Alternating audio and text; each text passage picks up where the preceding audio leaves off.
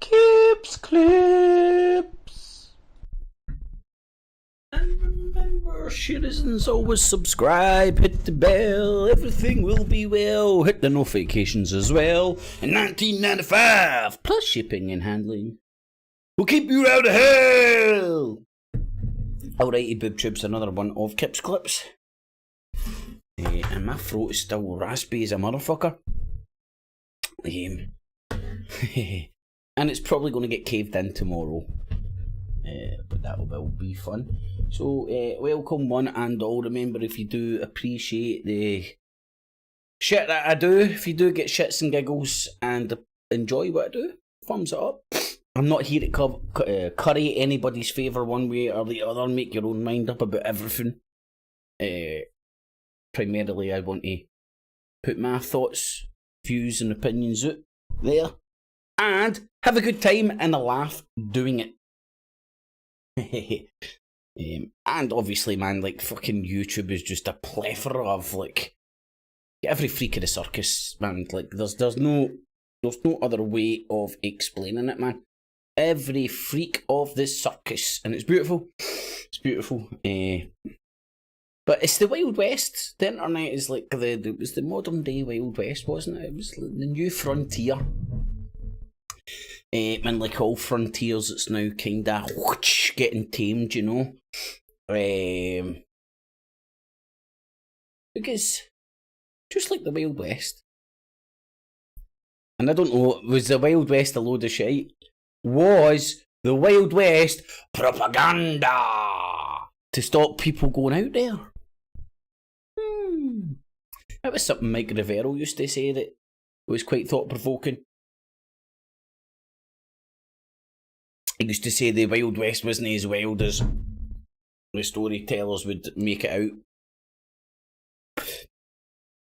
I would argue for a few reasons. Obviously because they want to sell books, stories or whatever to the papers, whatever medium existed way back when.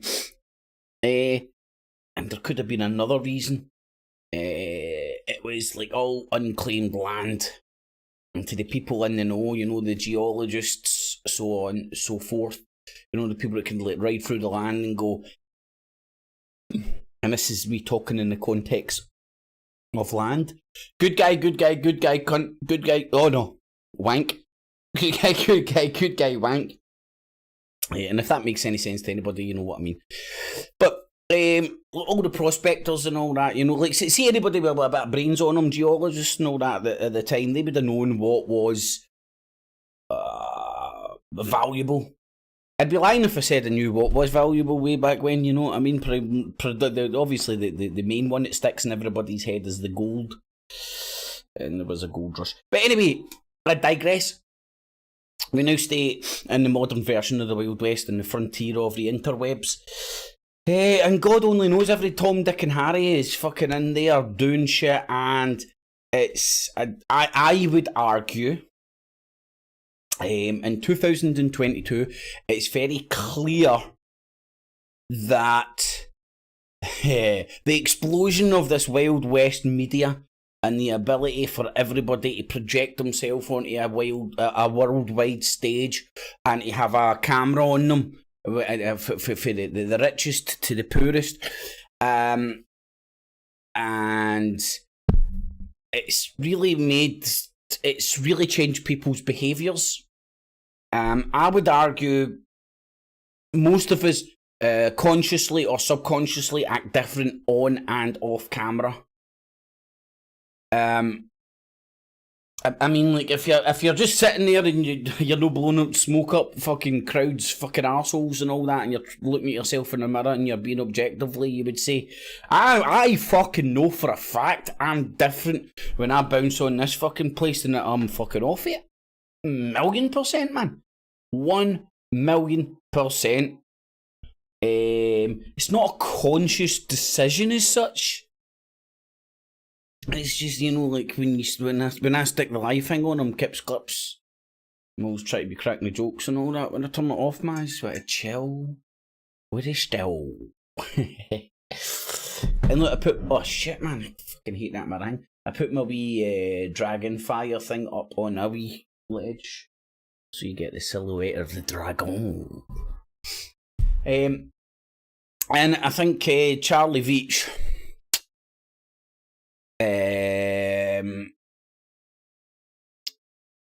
as an example of that, and like the reason I want to do this is I want everybody's inputs for everybody, for all welcome, supporters, non-supporters, haters, that's the word I'm looking for, and everything in between. Because when it ultimately boils down, there's very few people out there that know for 100% fact. You know, since I've stuck those couple of videos out, a lot of people have contacted me with links and stuff, like, talking about being, is it Rockefeller or Rothschild? I can't remember now. Right, we'll get into that later on. And I'm like, right, okay. Well, sounds very convincing. I could believe that, because I could believe anything. I used to believe in crop circles back in the day. And was like, right, okay, how do you know this? Show me his birth certificate, whatever. And the show, I'm watching clips of him clearly doing fucking conspiratardom fucking satire. Clearly. I mean, you've got to be something, there's something.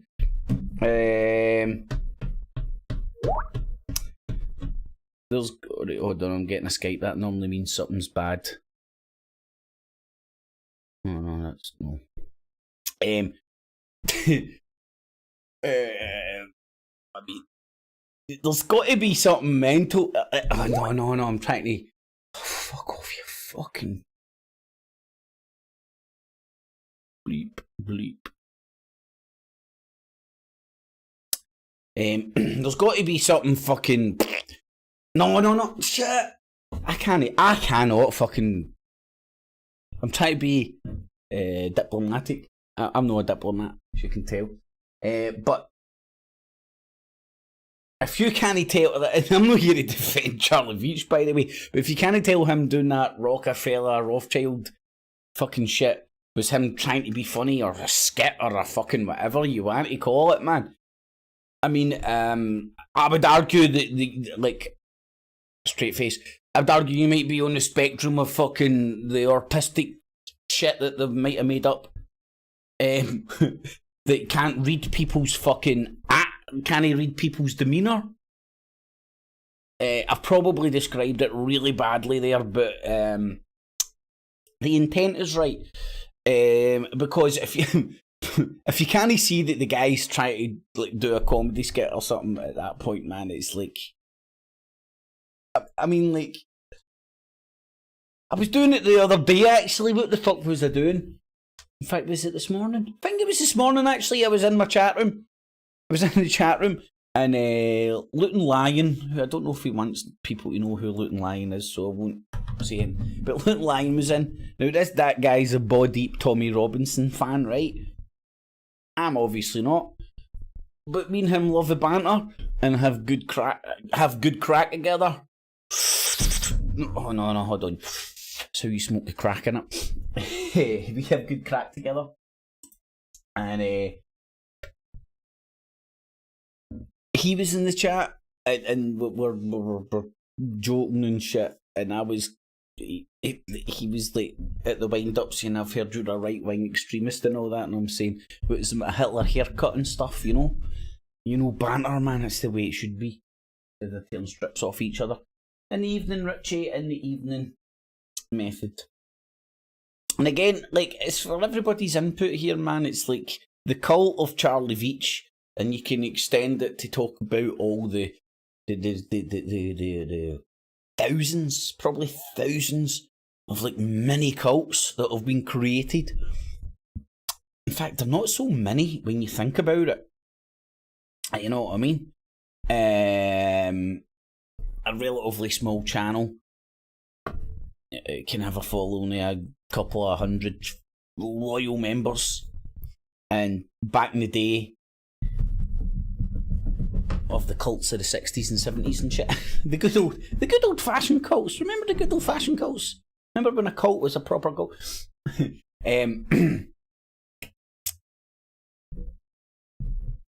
nowadays you've got a plethora of them, and you've got you've got characters to appease everybody that's out there, and they can all break off into their own wee sort of mini cults, and then like once somebody buys into the character, I mean, like chatting to somebody today, but this is like kind of self-evident. Self-evident with the fake news bullshit and stuff. People have lost trust in everything, so they don't believe nothing.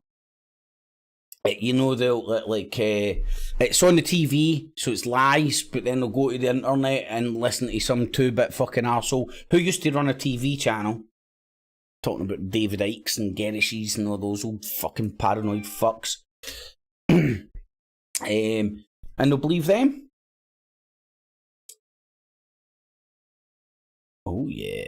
Oh, come on, the fucking Rangers and more, man. Oh shit, I need to do a wee break and message him back. So hold on, let me see. Well, Richie's in the chat, so he won't mind me saying this. Richie sent me a link earlier on where I don't know, I'm assuming he's a YouTuber, calls Charlie Veitch out for his stuff. Now, here's the hardcore reality, right? First time I touched base with Charlie Veitch was the Love Police. Now, this was when I was at the height of my conspiratardom, right? So you would have thought I would have went ball deep and loved the guy. Oh, Scottish guy fucking fighting the power and all that. He wasn't my cup of tea. Him and that Shine cunt bouncing about doing what I thought was improv on the fucking public. I expected Clive Anderson to bounce out. and put your thinking caps on, folks. That's what him and Danny Shine do.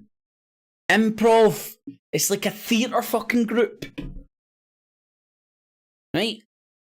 Then, after the Love Police and me just not gravitating towards them, you know what I mean? I wasn't like, he's a devil incarnate. It was just like, that's not my cup of tea. I'm fucking probably into my legalese or some shite at that time. Who knows, man? Or the Illuminati. I really don't know. Could have been I could have been at chemtrails or whatever at the point. Who fucking knows? Bouncing for fucking harp. I might have been into that. Fluoride. I might have been bouncing about for fucking every new fresh conspiracy that I thought I was finding independently thanks to the wonderment of the YouTube algorithms. And so, oh shit, hold on. Can I undo that? Every new fresh conspiracy that I thought I was fixing. All those old fucking paranoid fucks. I'm doing the Spaceballs technique. Oh yeah.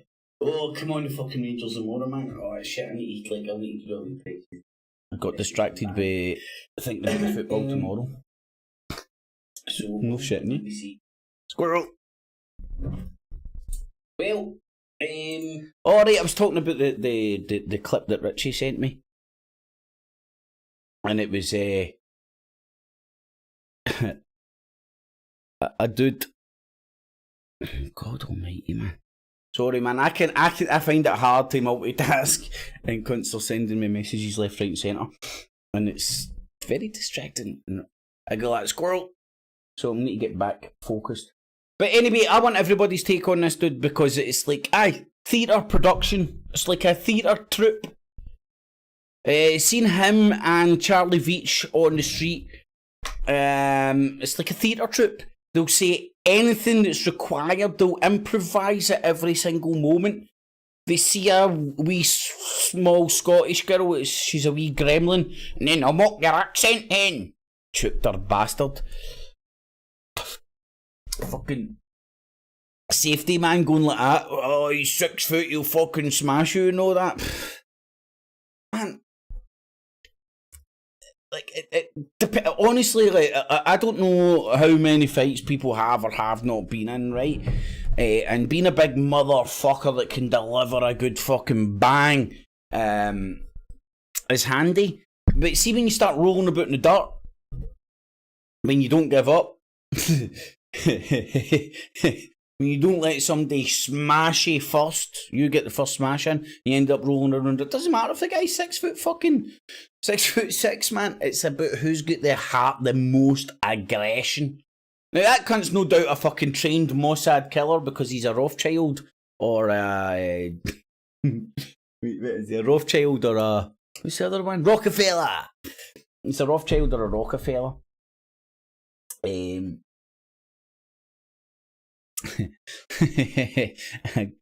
He's a Rothschild or a Rockefeller. But when you ask people for evidence of that, you get shown him doing satire, and it doesn't really add up to much, to be honest. Now, you can tell it's a cult when, like all the good cults back in the 60s, you can tell it's a cult when people blindly follow the leader. You know, nobody believes anything anymore. There was my train of thought. Nobody believes in anything anymore. People believe in personalities, talking heads. And it's true to be said, like, I think people would be naive to say that they're not influenced with just the general shit they consume. And more that's the stuff online, and people on the YouTubes and all that are presenting them and presenting themselves in particular ways, and it's currying favour with particular people, and it's creating them as influencers, which is self-evident if you look at the media of the internet. We look, I don't know, you get people getting paid. Look at the big influencers and the money they're making and stuff. They're making really large amounts of fucking dough. And more power to them. Now, cult's a strong word to throw out there, man.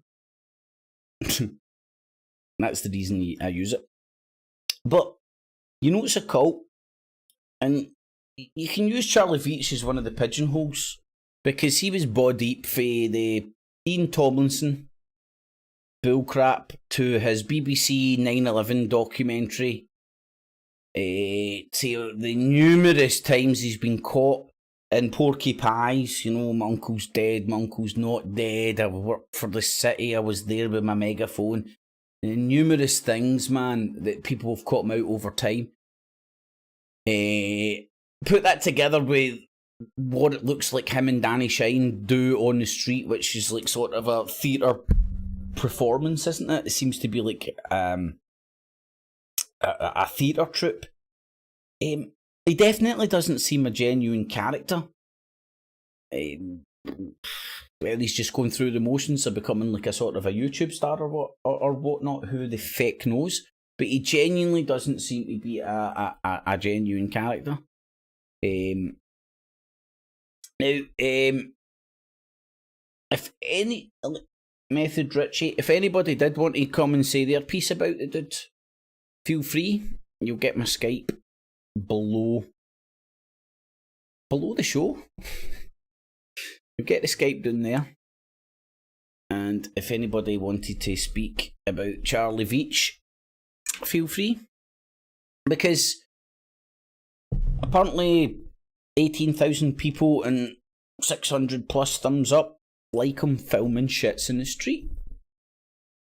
And I've not watched enough of his I've not watched a lot of YouTube at all in the last 2 years, man, and that was deliberate, man, because it was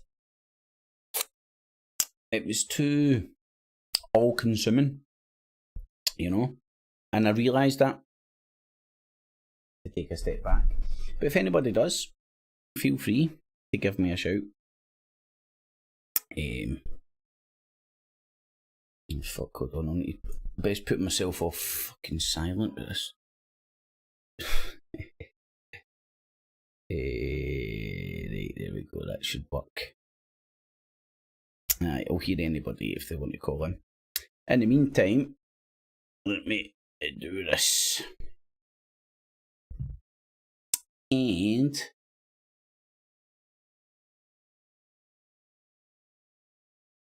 Let me see, there was a video here that... I think this is the video that... Oh, this is the video. No, it's not. So you go around calling... Wait a minute. No, it's not free speech to call it. No, it's not. So you go around calling people dirty and that's free. Well, I do call people dirty. Well, you're wrong for that, mate. You're wrong for calling anybody a crackhead. What right have you got to call anybody a crackhead? Because I think we need more moral judgment. Right, mate. Don't look down on anybody. See, this is the thing, right? I know a lot of people film this and then, like, snip this and go, listen to what you said there. This is him just improvising, thinking on his feet, talking shite. It's like sales talk. It's like, maybe he's done sales in the city. Sales in the city? That sounds like a male version of Sex in the City, doesn't it?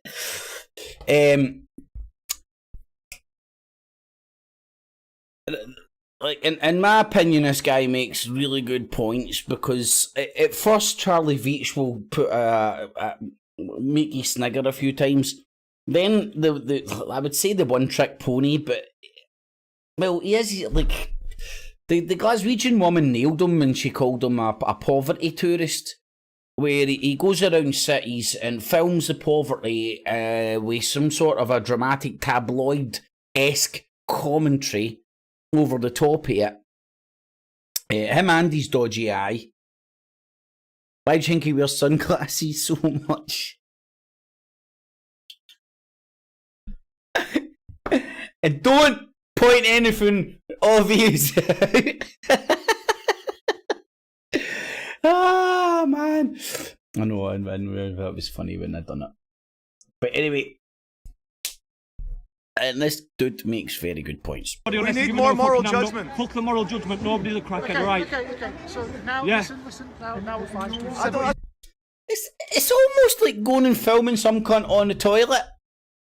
Do you know what I mean? Like, I know you like to think your shit don't stink, but my camera will zoom in a little closer and watch you smoking crack, you fucking bulldozer. I mean, like, see if you were ever unfortunate enough to hit rock bottom and end up in the streets with fucking all sorts of addictions and all that. The last thing you want is some fucking jumped up fucking prick like that sticking a camera in your face. For what reason? Now, this is what's genuinely up for fucking debate and people should be debating. People shouldn't be doing fuck all. Go and do whatever the fuck you want. Rather than like fucking talking about what he says and what he does not. Why is he doing this? Why? Why did he do what he done to Ian Tomlinson? I mean, that shit is, I mean, like, that was 2009, right? 2009. 24 years ago. 23 years ago. Nearly 24 years ago. And if that wasn't dodgy enough, like, because what happened was he bounced up in the BBC saying one thing, and then the next thing you know, oh fuck, I'm losing my voice. Next thing you know, he's fucking on that fucking Corbett report. I'm sick of these fucking fan-dan truthers sitting there going, oh yes, I'm a little geek fucking computer guy and he really speaks the truth. And every cunt believes them because they're prim and proper. That fucking Corbett report, baldy bastard, and fucking Brian Gerry's Sunday school fucking dropout. Motherfuckers. They kinda know, see, that's this fucking facade. Fucking Brian Gerry. I was searching for the Brian Gerry's chemtrail video where he's up in a fucking working man's club telling a bunch of fucking disillusioned middle-aged pissed cunts chemtrails are real. You know what I mean? It was probably it was probably somewhere near the BMP stronghold, to be quite honest with you, right? And he's sitting up there like, yes, I'm ex-Navy. And oh, look at these things up in the sky. What are they? You know what I mean? He's fucking trying to sell you bullshit. Fact. Fucking, but everybody fucking thinks he's the News at 10 fucking presenter. Oh. Does my fucking tits in. Anyway, let's listen to this guy fucking No, we're having a debate. We don't need, I'm fine. We don't Listen, need I'm fine. I've known him a long time. He came and shook my hand. He likes my videos. Yeah, listen, so we're together in our fight, yeah? And also, But passion is good. I don't agree with calling anybody a crackhead who's on hard times. Any drug addict should not be referred to as a crackhead. It's wrong. Can I tell you why I do it? Why? Because many times afterwards, they come up to me and say thank you. No, man. Thank you for calling me a crackhead. Thank you very much. You know, I didn't know I was a crackhead until some fucking daft ass middle class fucking larping piece of shit came up and told me. You know what I mean? Come on, Charlie Veitch, come and tell me all my fucking problems, mate. Stand through your camera lens and diagnose me medically and then come up and tell me, and I will thank you for it, mate. Why wouldn't I? Right. They do. They say I'm Why sorry. don't you show it in your videos then? Because I try not to You film just them show when you they're being abusing him and nice. call him a crackhead. I try not film them. I try not film them. I try not film them. What the fuck are you doing hanging around outside crack dens then for, you crackpot? They're crackheads. You're either a fucking crackpot or... Nah, he's a crackpot, man. I think it's just... that's what it is. I call them crackheads. I give them moral judgment, mate, that's and not- I will continue to judge. Nah, mate, you're killing if someone people. is bad, You're I will killing not people. ignore them. You're killing people. Killing? No, Yeah, I'm killing saving people. If I were on streets, yeah, and I were at my worst end, and you come along calling me a crackhead, I'd feel like jumping off a fucking bridge, Charlie.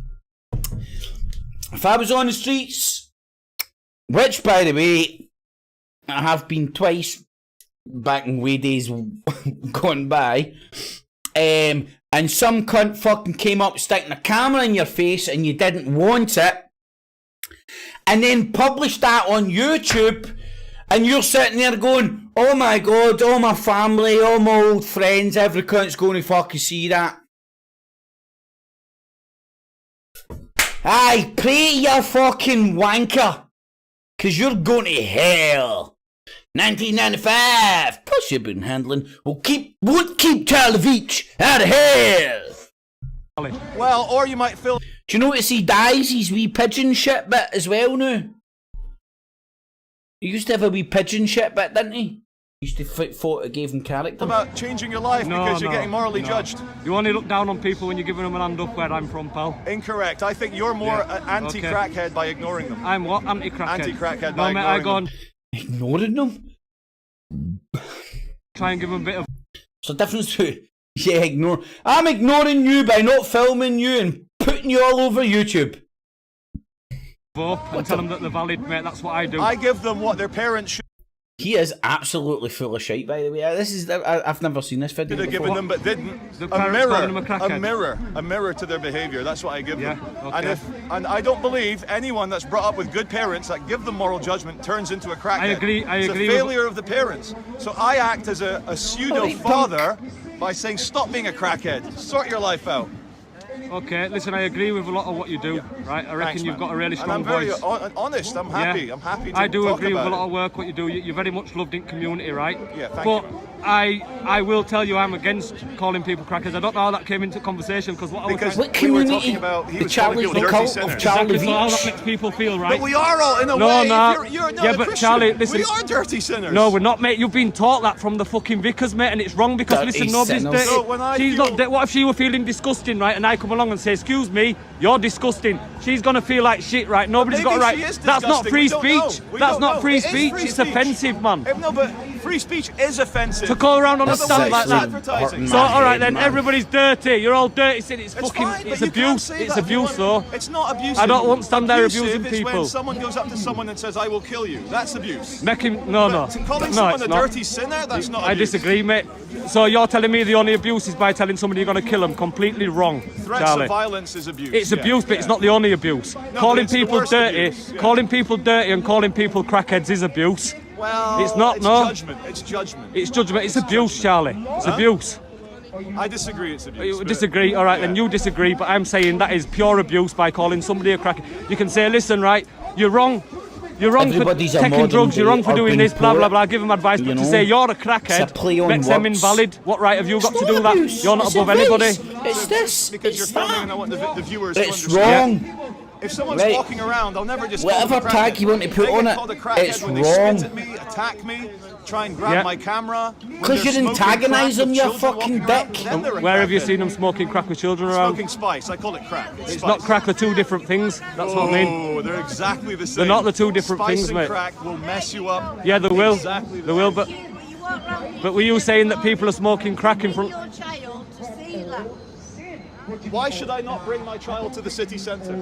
Because you know very well going past McDonald's or going past Greg's, there's going to be someone sat there or sat there. The last time, and this is true, I'll tell the camera. spoke to him. The last time. Who spoke to him, love? I spoke to him loads I of know, I know times. you. And The last are you a supporter of Charlie? No, no. No, you're not. Right, film this and make sure you tag me so you get lots of views. Hey, I won't edit none of this. This is. Right. Oh man, he's a pure No, where was Why are narcissist you as thinking well. hard about what you're saying, Charlie? Because The I'm not lady. thinking about what I'm saying. Tag but you're me. like thinking really Tag hard me. about what you're saying, mate. You And tag that me. says one thing to me. You want me to cut?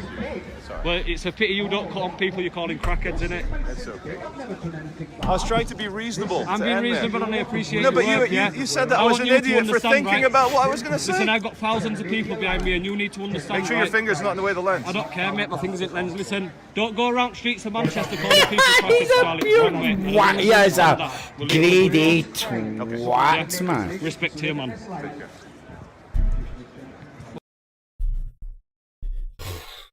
This is what we've got in 2002 in the last few years because of the advent of everybody feeling that they're on a fucking stage, and it changes people's behaviour.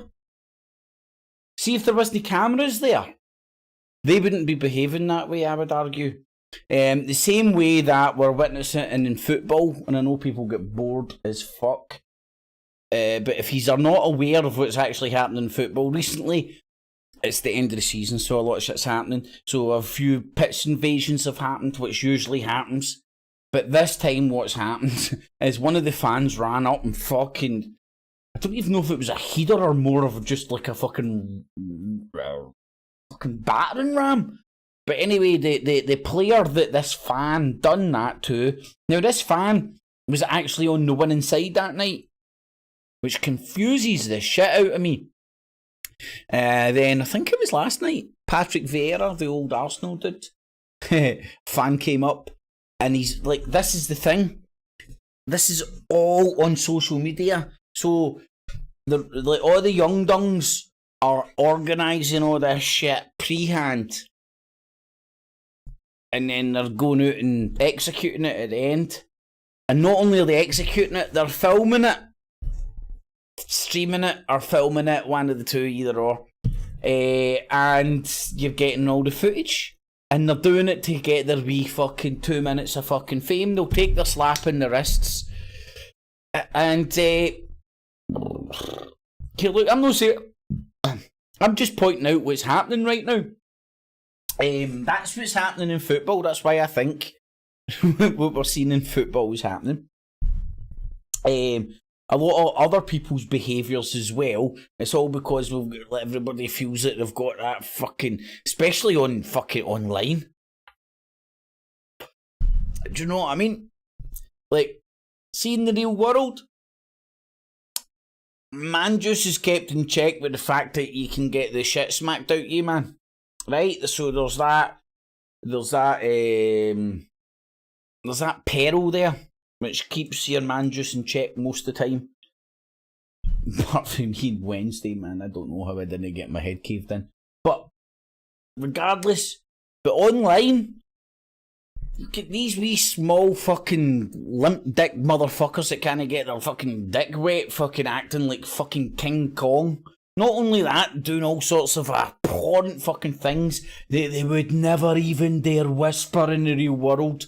They would get torn, they would get fucking their limbs torn off them and their body sent to the fucking four corners of the fucking aisle. And I would argue that is a reality. Now, you can argue Charlie Veitch is fucking contrived, which I strongly believe because of the Ian Tomlinson thing, 2009. It's just undeniable for me. I mean, you've got the video of Ian Tomlinson getting murdered. You've got the video of Charlie Veitch getting interviewed on the BBC, and you've also got the audio of the Corbett shit and all these fucking shit that he said afterwards. No, nobody's calling them deep fakes or anything. Alright, Roberto, Colette, Method in the evening, folks. Right, let me try and actually fucking... Do you know what?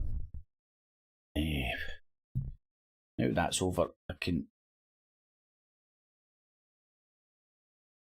do that, right, so good.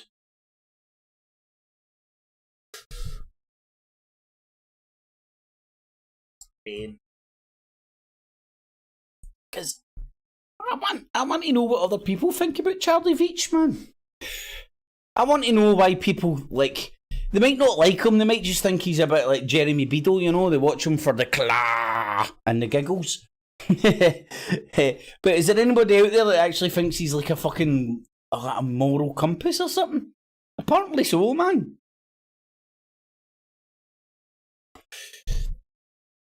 That's...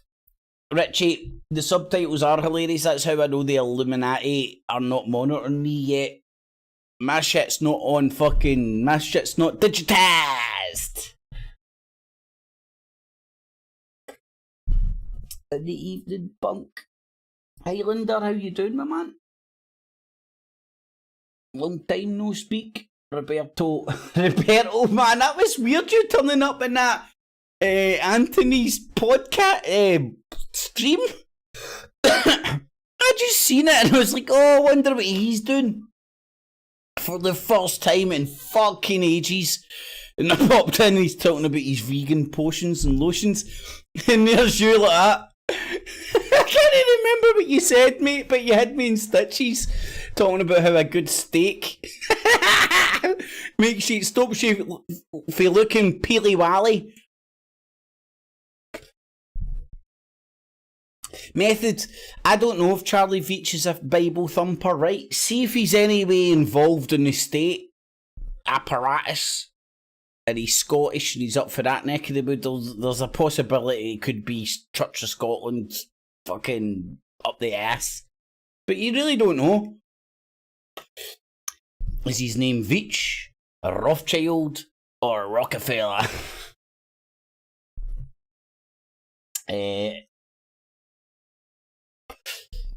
He's a kind of YouTube person. Charlie Veitch is kind of a YouTube personality here in the UK's. I suppose that's the best way to describe him. But like we've got a long run of this shit now. So the longer it goes on, the further you can step back, the bigger the collage. And the better you can get an idea of the fuller picture, if that makes sense. And in my humble opinion, and again, I'm not here to curry anybody's fucking favour, but if there's anybody out there that's bought deep in the cult of Charlie Veitch, just look at the Ian Tomlinson stuff for yourself objectively and ask yourself why. Why? There's no doubt it happened. It's just a question of why. Anyway, that's what goes through my nut. Roberto Method Colette.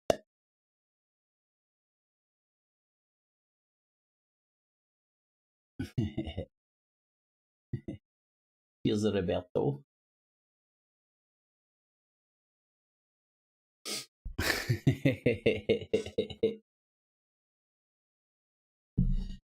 Chupter. You know, well, I don't know how to spell many words being dyslexic and shit, but I don't even know how to spell Chupter. But I do believe it's with a T, believe it or not. Chupter. Chupter. I don't, in fact, don't ask me. I'll get it completely wrong.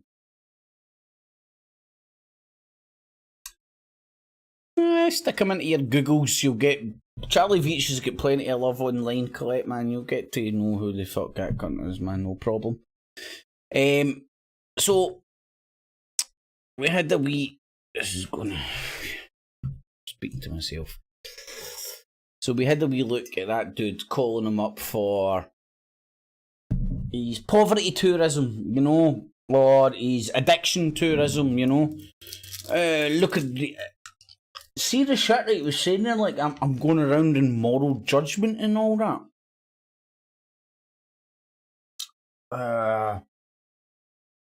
That's some like, who says that?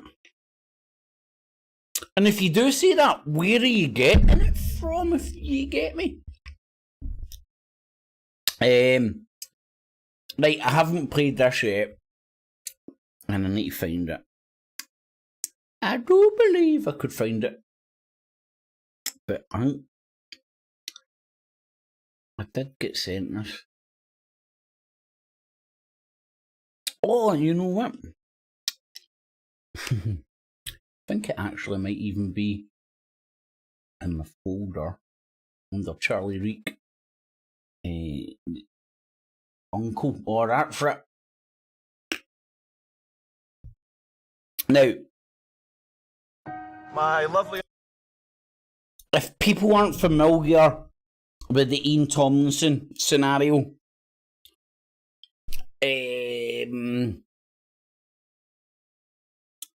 how's the best way to put this? Accidentally, coincidentally, independently, however you want to describe it, turns up as a eyewitness to a murder on the day of the London riots in 2009. They were protesting the G20, and this was around the time when police first started using their kettling tactics. And this dude was trying to get home and he got pushed, fell. That injury led to his death. So the policeman was prosecuted for, I think it was manslaughter. Which is fair enough, because he didn't genuinely mean to murder the dude, if you look at it in that kind of context. Charlie Veitch bounces up in a suit in the middle of the city with no megaphone in sight, character assassinating Ian Tomlinson. The reporter actually had to rein him in. The BBC reporter had to rein him in. How he ended up in front of that BBC reporter shall ever remain a mystery, I'm sure. But it does get the mind boggling. But you're thinking, well, hey, I've been on Press TV. Doesn't mean I'm an Iranian shell, or does it?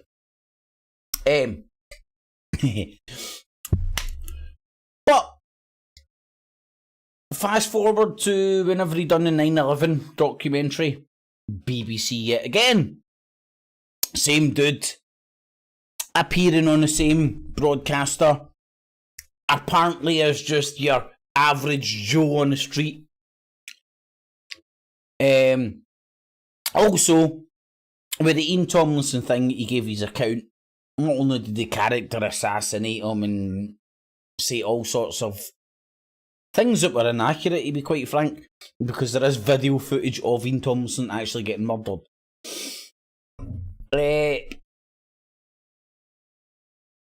He then goes on to the Corbett report and says he was there as a protester.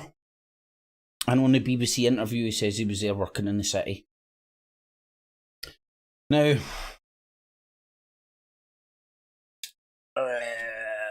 there's many ways of looking at that, but like, he lies, right? That's undeniable. There was a guy that was murdered by the police, or he died as a consequence of the police pushing him on his fucking face when he was walking away from them. He bounces up and character assassinates the man that had been fucking killed. Undeniable. Said he stunk a drink, he was fucking eyes were rolling, all sorts of shit. I mean, go and search it out, go and look at the stuff. And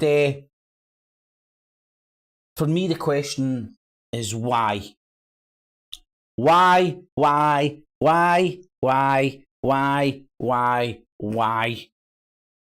mean, right, let's look at it both ways. He was working in the city. He was just out seeing what was happening on the ground. I feel I can believe that. Everybody's a nosy bastard. You want to poke your nose in? He did capture this shit that happened. And he did independently end up in front of the BBC. Why did he character assassinate a man that he'd never fucking met? Known of, seen of, heard of. Why? Why? Now, bear in mind, this guy was dead at this time. The police were aware that they shoved him in his fucking face at this time. And Bojo here bounces up out of nowhere. In fact, stay tuned. I'll see if a few more folks tune in, and I will play some of that later on. But I don't know about you, right? I don't have the answers. I have no fucking answer. I can speculate. Conspiracy theories! But, like, the question is why? Like, I'm just trying to think of the motivation. Like, myself, right? Your average person in the street. What the fuck would you start fucking character assassinating some cunt you just fucking seen walk by you that you never knew? Why would you do that? Then he bounces up in the same network, twisting everybody's melon, man, about the 9/11 shit. And again, I'm not here to curry your favour and tell you it is or isn't a conspiracy. It was fucking... I just like to stand back and observe and see what the fuck is going on. That's what I try and do. It doesn't affect me. I'm the founding father of Estonia, man. I'm already a lord. With a sword. Because every lord needs his sword. I'm a lord with land. I'm thinking of changing the channel's name to Lord Kip of the Clips. What do you think? I was going to say Lord Kip of the Clits, but I don't know if I'd get away with that. Anywho, so the Ian Tomlinson thing, man. It's just. There's no debate that cunt's fucked up in the fucking nut. Why? Who? Why? Where? What the fuck? Who gets dropped out of nowhere and independently ends up in the BBC? Like, if I independently end up in the BBC, I might go, Rangers! Or something, you know? Or say something stupid. I wouldn't character assassinate a stranger that I'd never fucking met.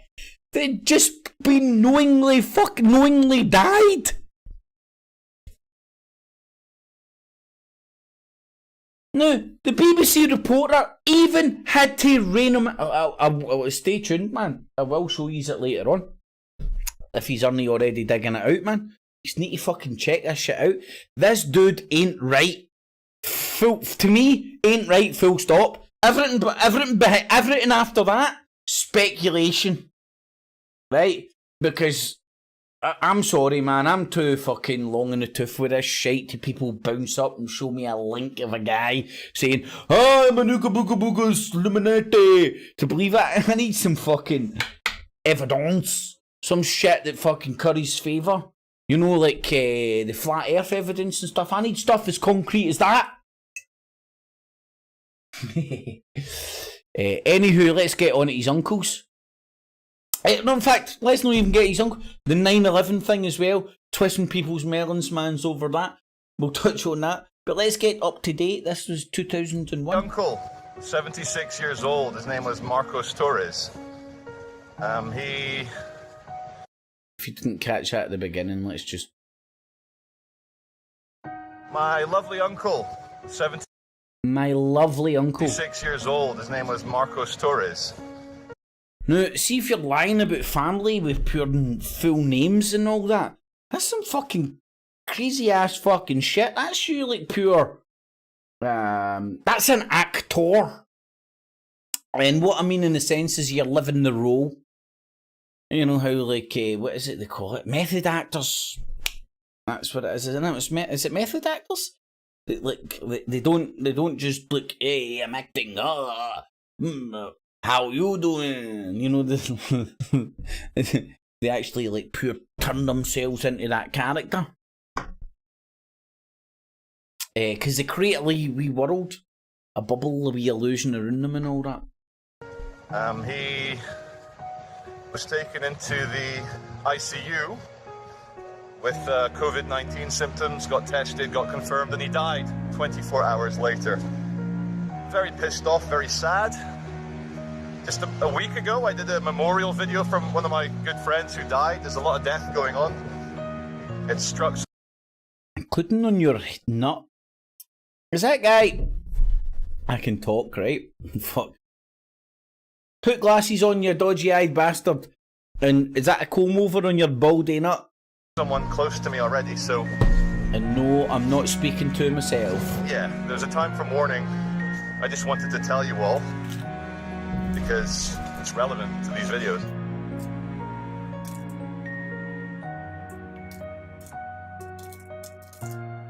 It's almost exactly 2 years ago. Very sad about my uncle. And in the interests of just public discourse, in my family, in the wider family, which has aunties and uncles and cousins and in-laws... Would that be your dead uncle? 2 people got the coof. Semi-badly. Semi-badly. One of them So would semi-badly kill you? had to be hospitalised for a day. So he died in a day? For a day. But it is a bit, you know... in the interest of transparency, when you're like ranting and raving and bullshit.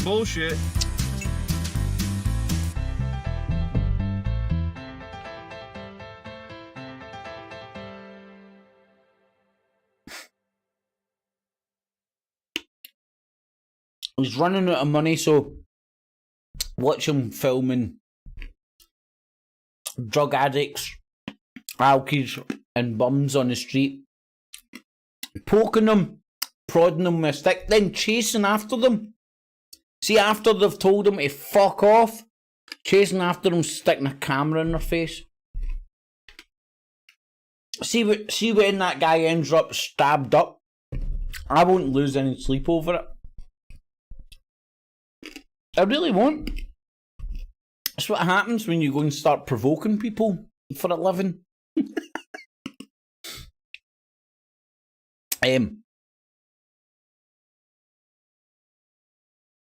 So now I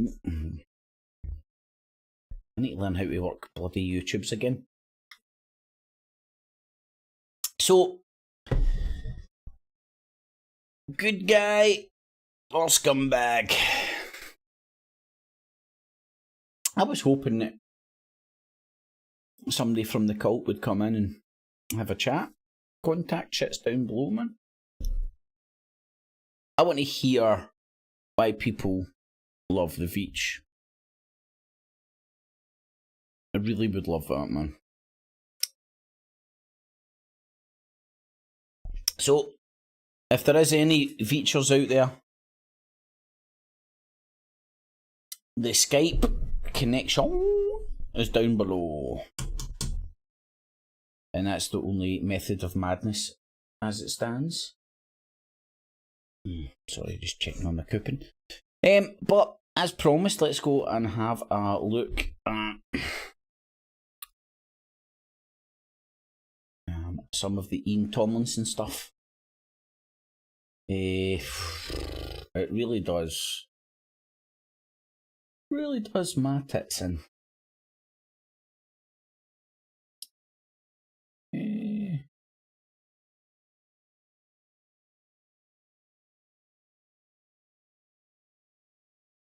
Fucker, where is it? Hold on a second.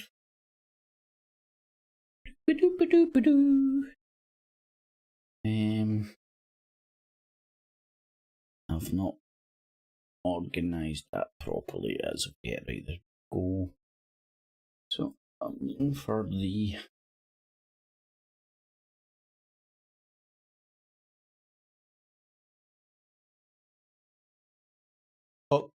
awkward silences. That's what I'm looking for.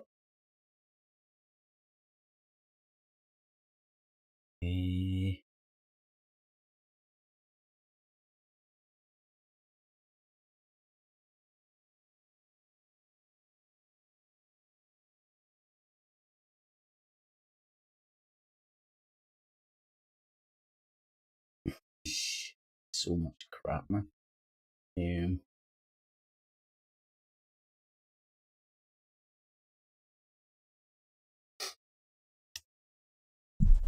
Right, let me see if I can find it. I was convinced I fucking had it in that folder, but it.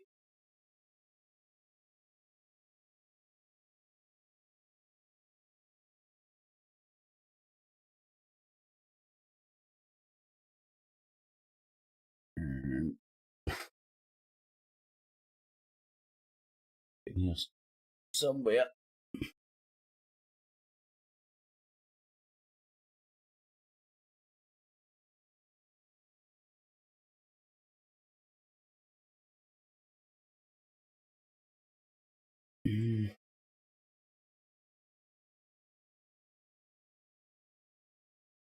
Shit, man. Where the fuck have I put this, man?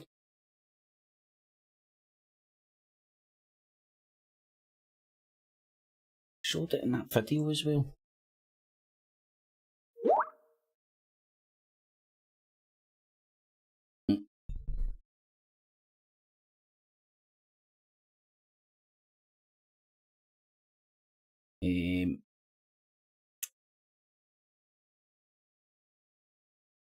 God, where the fuck? Richie, have you got that video of Veitch and Ian Tomlinson stuff? I'm struggling to find the fucking. I'll do a search in my history, that's what I'll do. That'll do the damage. I'm sure.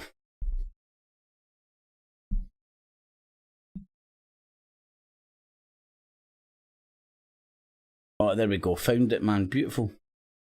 Don't you just love technology? And apparently I haven't even fucking bookmarked it. That was beautiful of me. But anywho's, normal service has been resumed. Without saying any better than the shit service, I don't know. But it's around 7:15 in the evening, and a middle-aged man who's trying to get home is waved away by police officers. Within an hour of this CCTV recording, Ian Tomlinson would be dead. This morning, an inquest jury has been told how the 47-year-old newspaper seller had inadvertently been caught up in the protest. One thing as well to note, he's wearing a jumper or some sort of a top or something with long sleeves. Now, just bear that in mind. I know if this is the first time, if this is your first time to this shit, you might be wondering why. But no, this guy is wearing he's fully clothed.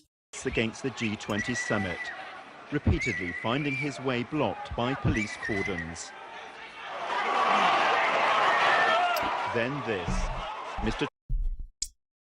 Okay, so can you see that there? Like, basically the only bare skin you can see is on his face.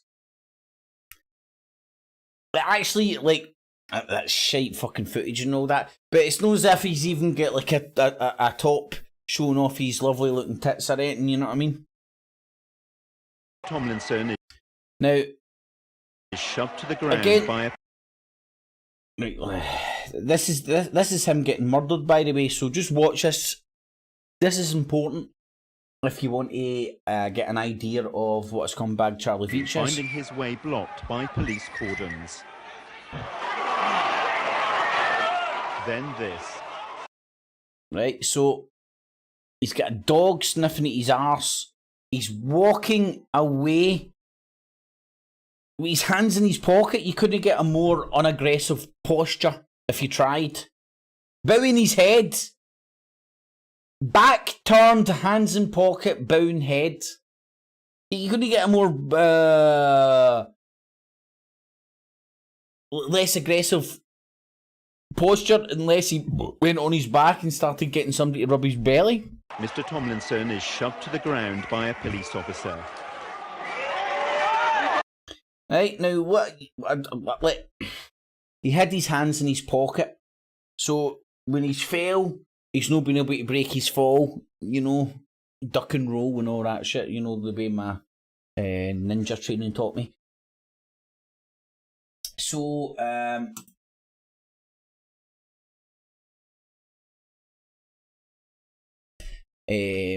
so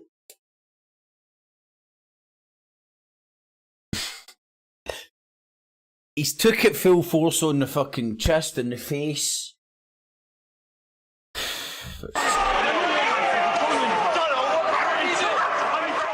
At first, he appears unhurt and walks away.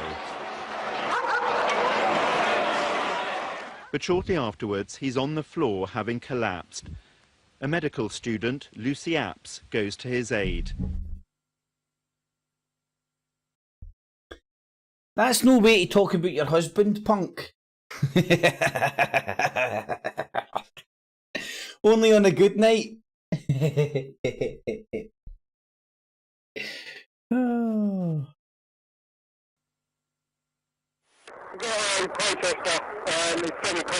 Footage from a police helicopter then shows the scene as officers and paramedics try to revive him.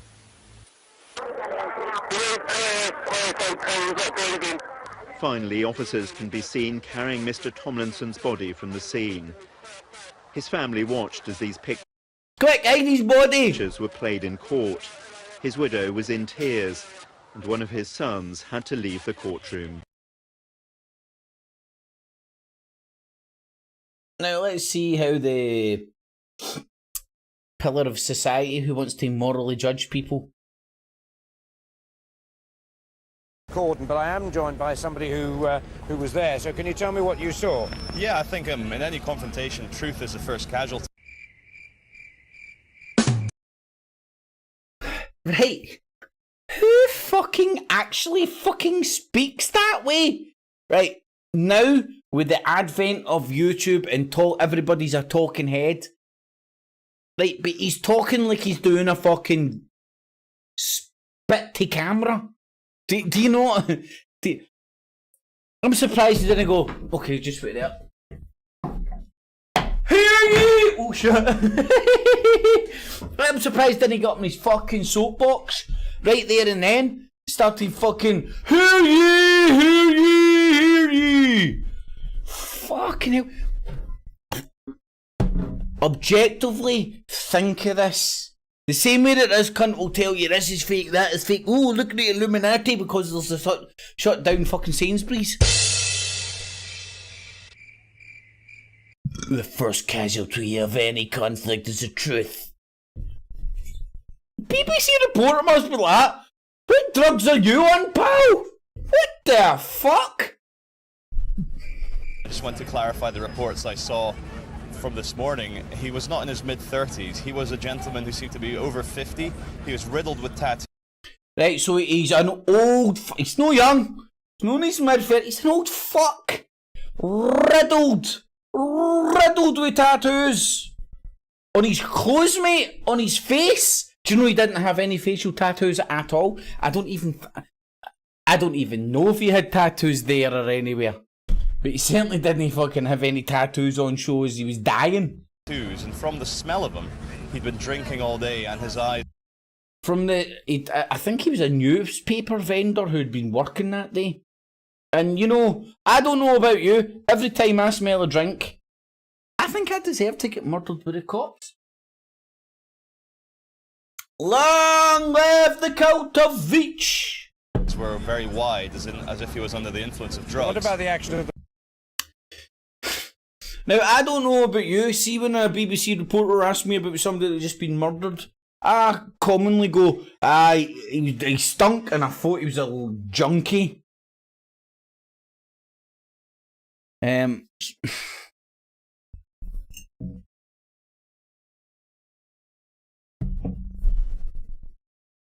Sorry, I'm just reading this again. It's a beautiful dude, this guy, man. Absolutely beautiful.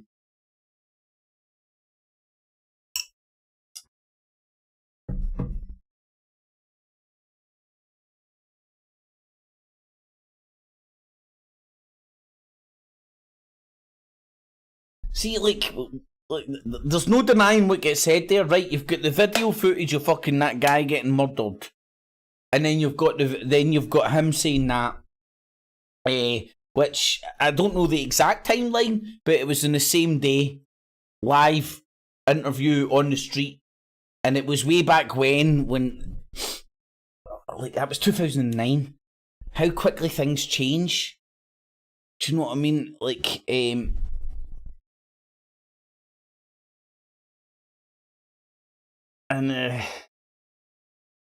media's moved on.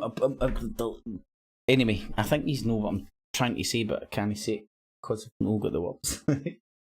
Police. That The we police we can't speculate about the condition of the gentleman, but Yeah. what is at issue here is the way the police handled it. I think I came along at 6:30 last night, and the police seemed to be acting very professionally. There was no overkill, no beatings, and the only No overkill, no beatings. Nah, just pushing people, walking away from them in the back, so they with their hands in their pockets, so they fall in their face.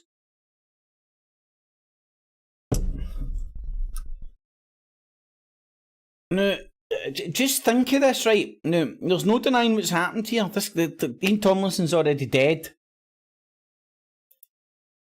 Where, why, who, where, what, well, who, where, why, where, what? Where's Sherlock fucking Holmes? What the fuck's that cunt doing there? Did he independently just rattle up in front of the BBC? Why is he saying what he's saying? Why would anybody in the world start that interview with he smelt a drink, he was riddled with tattoos?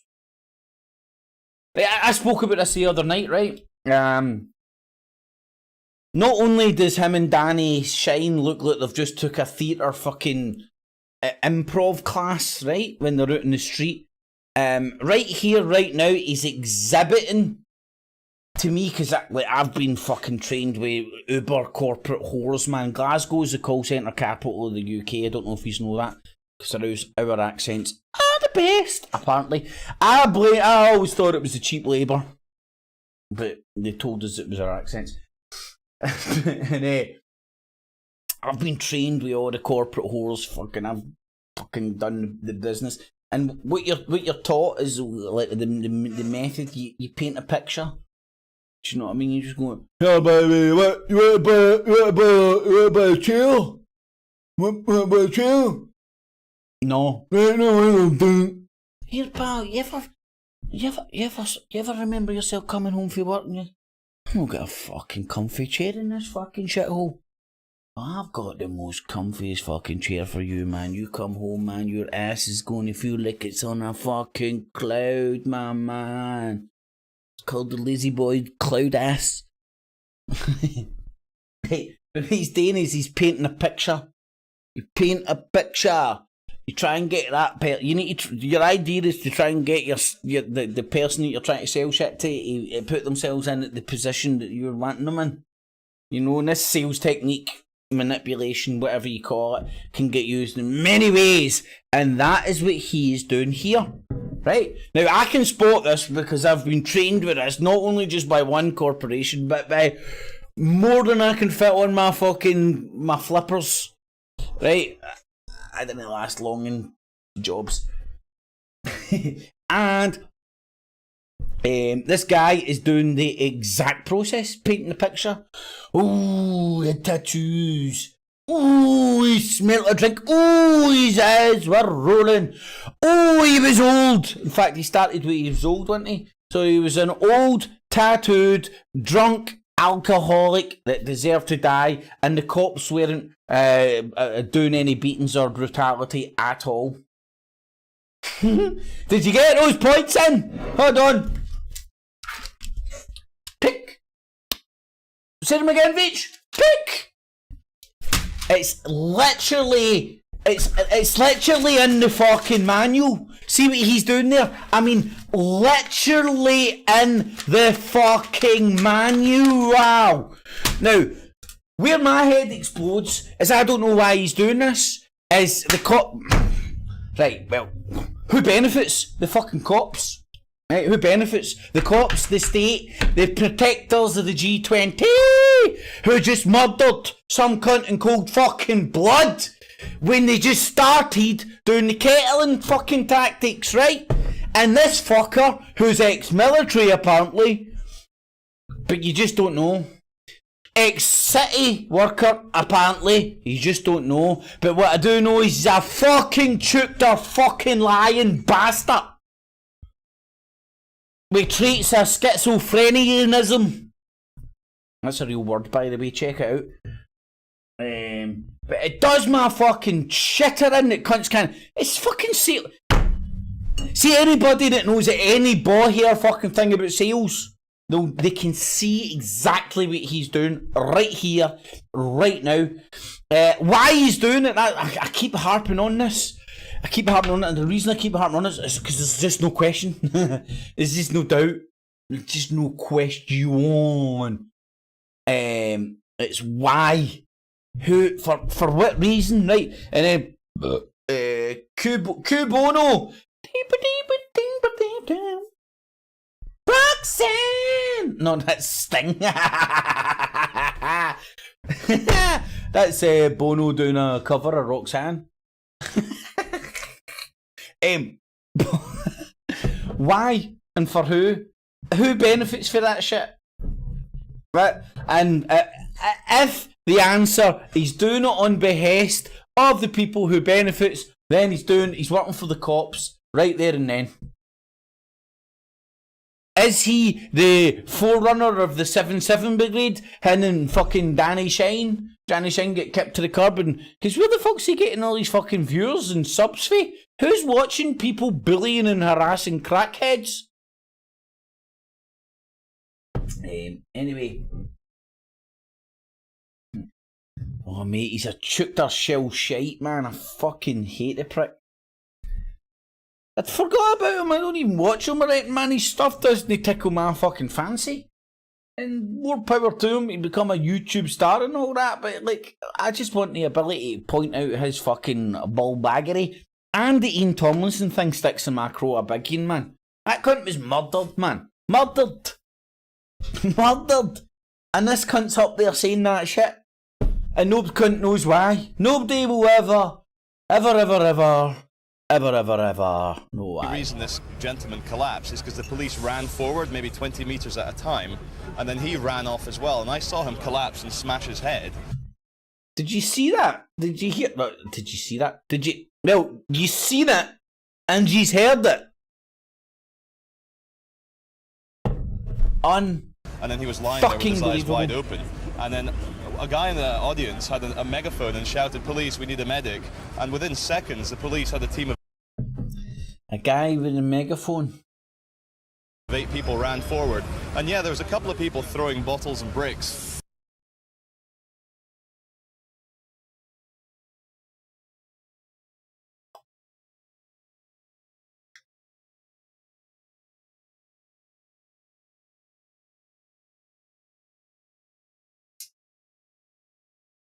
It's just...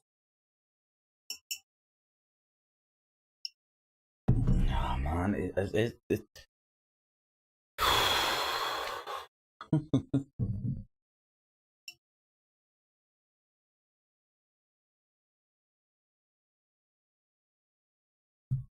Have you ever wondered why there's so fucking many Yankee Doodle dandies staying in slanty-eyed land that's bigs on the YouTubes?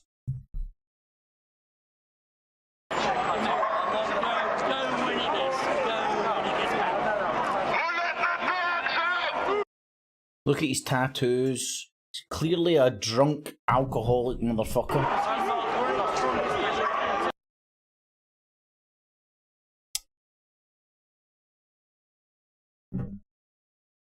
Yep, character assassination on him. Very, very, very...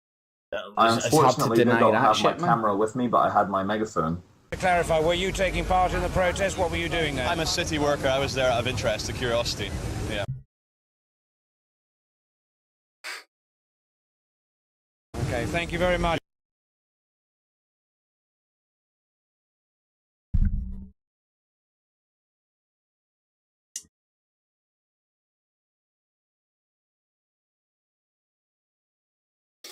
Alrighty, Alan, how you doing, man?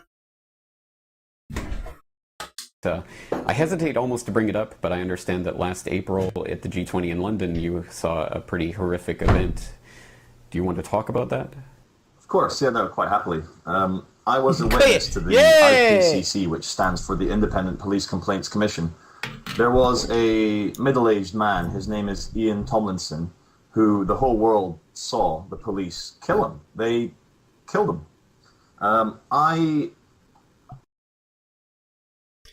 Now, I think I've been saying this to folk today and stuff and trying to reiterate it, man, in the sense, like, I'm definitely not saying this guy's like deep state Illuminati or anything like that, man. It's just like he's either a schizophrenic, just fucking complete liar, or fucking God knows what, to be quite honest.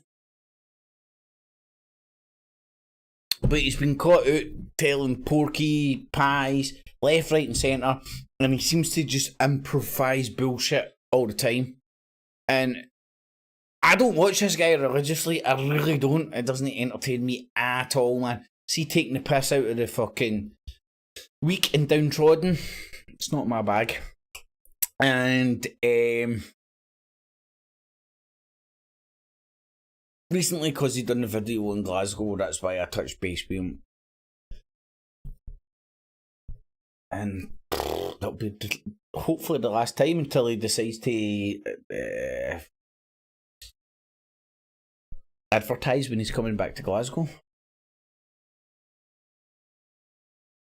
I had the chance to speak to him twice in the minutes before he was killed. I unfortunately did not have my camera with me, but I had my megaphone. And Ian Tomlinson was there, just like the rest of us, to express his disgust at the machine-like globalization we're all being subjected to. And also, he was there to express his disgust at how the police actually create riots.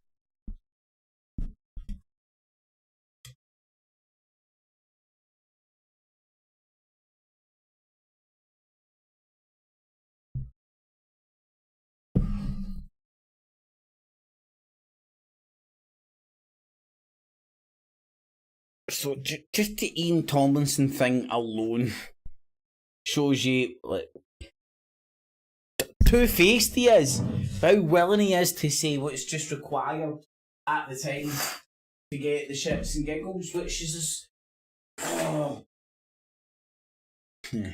It was Richie said to me, he reminds him of the guy out American Psycho, and it's very true in the sense, like, you know, like very cool, calm, collective, just telling two versions of the one story.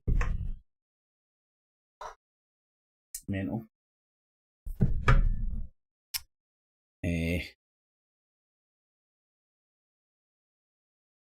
Alan, I sent you a wee Skype message, man. If you're, I don't know where you are, what you're doing, mate. I don't know if you're back at the ranch or whatnot, mate. Oh shit, there's the deep state Illuminati coming to get me. I don't know if you can hear that. But that stuff I find fucking fascinating. And then even more fascinating is the fact that folk are still swallowing it. But who am I to fucking say about you, goose? And I was even saying this today as well, man, like, You know, you're sitting like watching those channels and going, oh, look, 20,000 views. Maybe 15,000 of them are like people walking up, watching it to like go, look at this walloper. You know what I mean? Or morbid curiosity.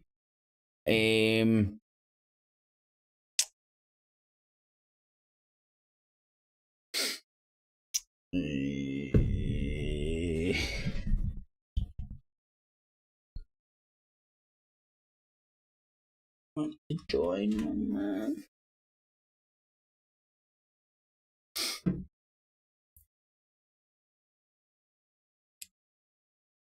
Aye.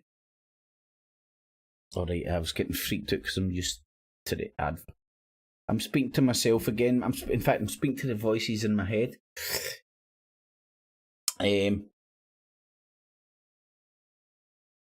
Nah. I'm seeing if somebody else wants to bounce in for a wee chitty chat. Or anybody wants to bounce in for a wee chitty chat. Ooh.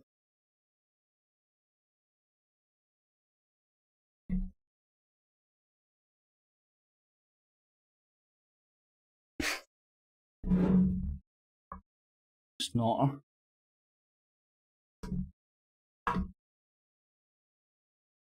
Oh shit. Anyway.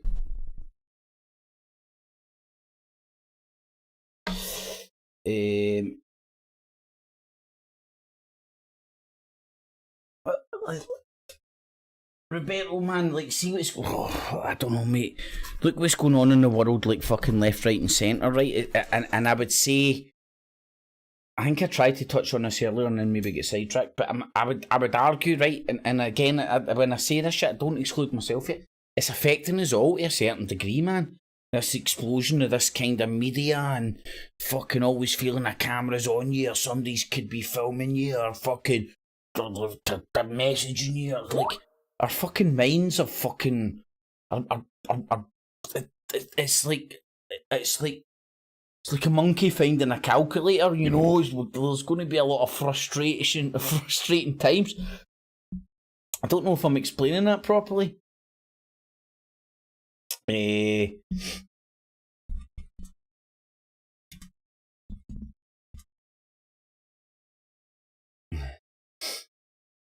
stuff, man. I think elusive exposure media, or I just call him Big Marty, I don't know. There he goes by.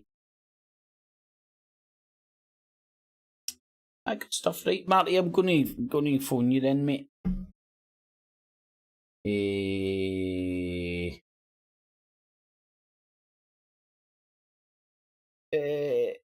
That humming in hand is me just trying to think of the technical aspects of the camera thing. But I'm sure we will sort it out. It's not a problem. Because Martin is in that neck of the wood. Evening, Martin. How you doing? Aye, all good, mate. How you? Yeah, I'm just going to make sure that you're going out on the broadcast because I don't think you are. Can you say something for me?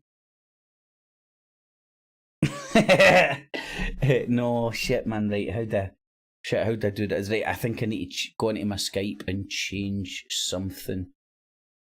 Oh, fuck, man. How you keeping anyway, buddy? All right?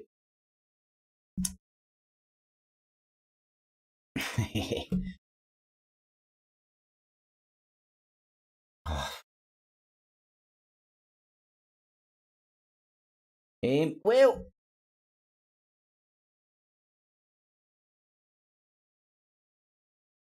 oh shit, right, hold on, I need to figure it out, right, let me think of this logically, mate. You're coming through on the Skypes, and I can hear you in my headset, so why the fuck, right, that's getting broadcast.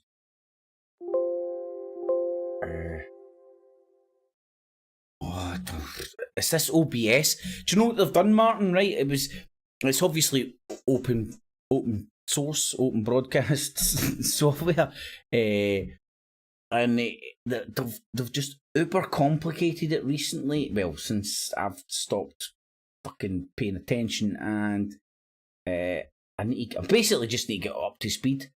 But I'm trying to think how to get fucking Skype audio into the OBS, which is pickling my nut right now.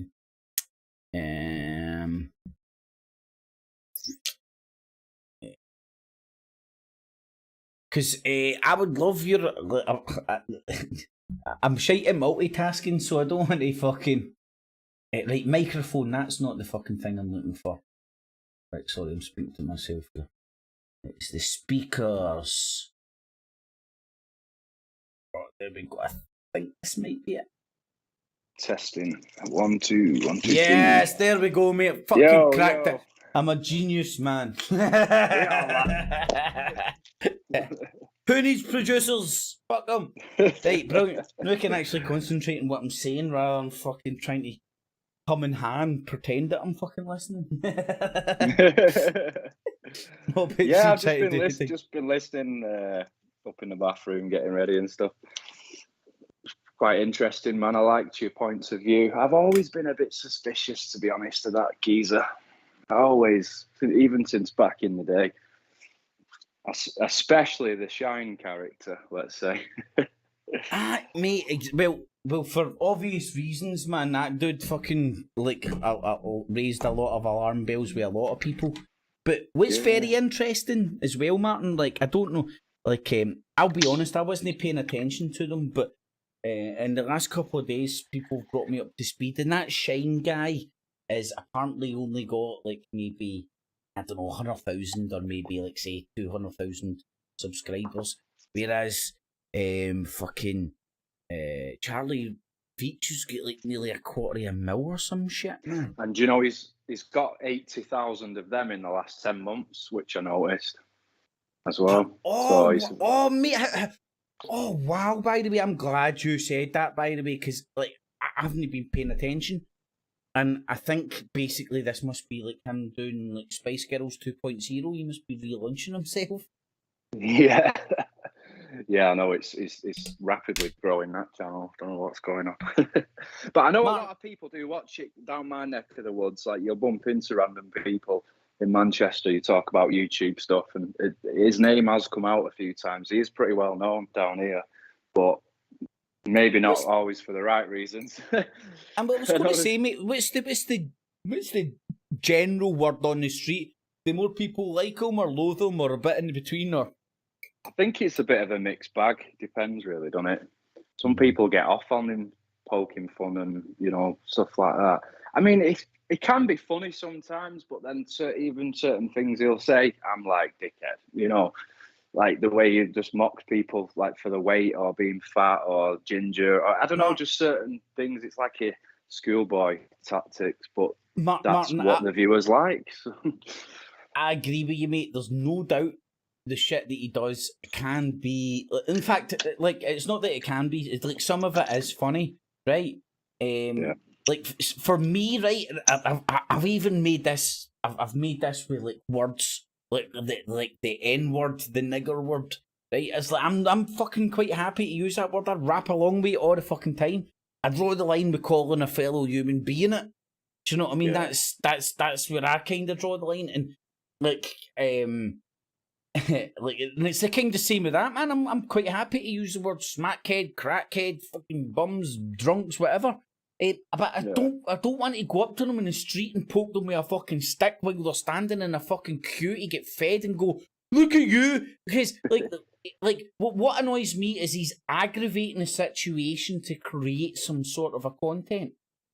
You know, he's not walking about documenting. Right? Like, see if he was walking about documenting, like who would have a problem with that? And then go, oh my god, look, there's a fight over there. I think he is to a degree. I think he gets a lot of intelligence for especially the Manchester police in regards to like street dealing and crimes happening on the streets. And I think he does gather a lot of intel. All the police in Manchester are on first name basis with him, and whenever he's getting into a kickoff, the police will usually take his side straight away. and say, oh well, that's him learning his money, and you know, Martin, if you don't want to be filmed, don't be out in public. And they've proper got his back, and I think that's why he's got so arrogant with it. That's amazing you say that, by the way, right? I've never been a fan of his. I must have touched on his videos back in the day. I've been away from BoobTubes for ages, and recently, because he done the Glasgow thing, I watched a wee bit of his stuff. And just those few videos that I've watched, in fact, it was that one where that dude was challenging him about like taking the piss out of crackheads and stuff, and he's turned round to the police with the the blue sleeve ones. What's that? The DCSO. Aye, no, the fake cops. All right. It's the police liaison officers. Oh yeah, liaison. And he's turned round to them and he went like, no, it's all right. He likes my videos. I'm like, wow, that is a sign. That's the sign of them working hand in for love, man. Down in that city. It didn't seem the same when he came up in Glasgow, but it's obviously a whole completely different police force. Completely, yeah. But what you've been saying tonight, though, kind of resonates going back to the Tomlinson thing, because you're asking, like, why would he do it? Well, it kind of makes sense, doesn't it? If he does sort of work for... I'm not going in, like, some deep, like you're saying, Illuminati thing, but maybe at the very least works for some sort of police force or intelligence sort of... Because I'm thinking back to, I don't know if you remember some story, it was a Manchester thing about two decades ago, about a story of an undercover police officer who he went undercover and engaged with environmental activists, and he actually ended up sleeping with one of the women, ended up having a child, full-on relationship for like 10 years before she found out he was actually undercover, and used to send his little reports back at the end of the week. So it just makes me think, if they're going to do it for environmental activists, what are they going to do for like anti-government sort of... And I'm not talking about now, but back then, and it was quite prominent, wasn't it, back in the Martin, I think that's a really good point, mate. Because suggesting that like you could be branded left, right, you could be branded like just fucking crazy, but when you show the history of it genuinely happening, and as you say, man, I remember that coming out, because did the guy not set up shopware? Yeah, He literally was like they were a family unit. Yeah. She found out about 10 years later. It all come out, but you never know, do you? It could just be an opportunist and preying on certain things, because he contradicts himself all the time as well. I've noticed in his videos, like 1 minute he's like a truther, and then the next minute he's mocking truthers, but this back and forth sort of rhetoric, and it just brings it all back to, like you're saying, that documentary they did, and how he suddenly changed his mind, and conspiracy theorists were all nuts, and he got this big massive following and everyone believed him, and then he shattered it all. Well, Martin, I'm not calling you an old bastard, right? But your age is with me, right? You can remember whose line was it anyway? Yeah. Him and Danny Shine seem like a couple of contestants on that when they hit the streets. It's improv. It's like a theatre group. I don't know if I'm describing this properly, but it's almost as if like they've trained for that moment. Do you know what I mean? It's like that stuff that he done with that Ian Tomlinson. I cannot disattach from myself for the shit that he said. He went into an absolute Sorry, man. I must admit, I did forget. You did bring it all back. The stuff you've been playing and stuff, and it was cringy, wasn't it? The way he's sort of saying, "Oh, he was riddled with tattoos. He wasn't young. He was old." He's like you're saying. He's instantly trying to say, "Oh, it's all right. He deserved it. Don't worry about him. He's a scumbag." See, when you analyse it though, Martin, right? It's a psychological tactic, sales tactic, as I would recognise that. If you fucking get trained in the sales world. I bet he even watches that back now and cringes himself and thinks, "Oh fuck, I did it too much there. How obvious is that?" Well, that was his first. That was his first advent in the public eye, and that was like I can't exactly remember how the world was in 2009, but the internet wasn't as prevalent as it is just now. The TV definitely packed more a punch back then than it did now, and that was an interview straight after the fact. Do you know what I mean? Straight after the fact. Yeah, almost. To me, seems like he was paid or told, you know, to say this happened, to say it was like this or like that. Because everything he was sort of saying in the months and years after that on his channel was, you'd think he'd have had the opposite view from what he saw, what we all saw in the footage. He was supposed to be for the people, wasn't he, in this anti-state sort of free-thinking individual. But then he was so quick to judge. So. Now, like you could say that maybe he's just an absolute fame whore, and he's willing to say or do anything, whatever it takes to have the fame. Now that is an argument, but for me, it gets shot down when you see who benefits for the way that he framed that Ian Tomlinson thing. That was fucked up, man. See, for me, that was like, that was before the fucking proper, that was before the government and the state apparatus had caught up with the internet way of doing things. If that makes sense, because they just rolled that cunt out thinking, we'll put him out, he'll be a wee splash, nobody will remember his name, he'll curry a few bit of favour, and then he'll just disappear into nowhere, into oblivion.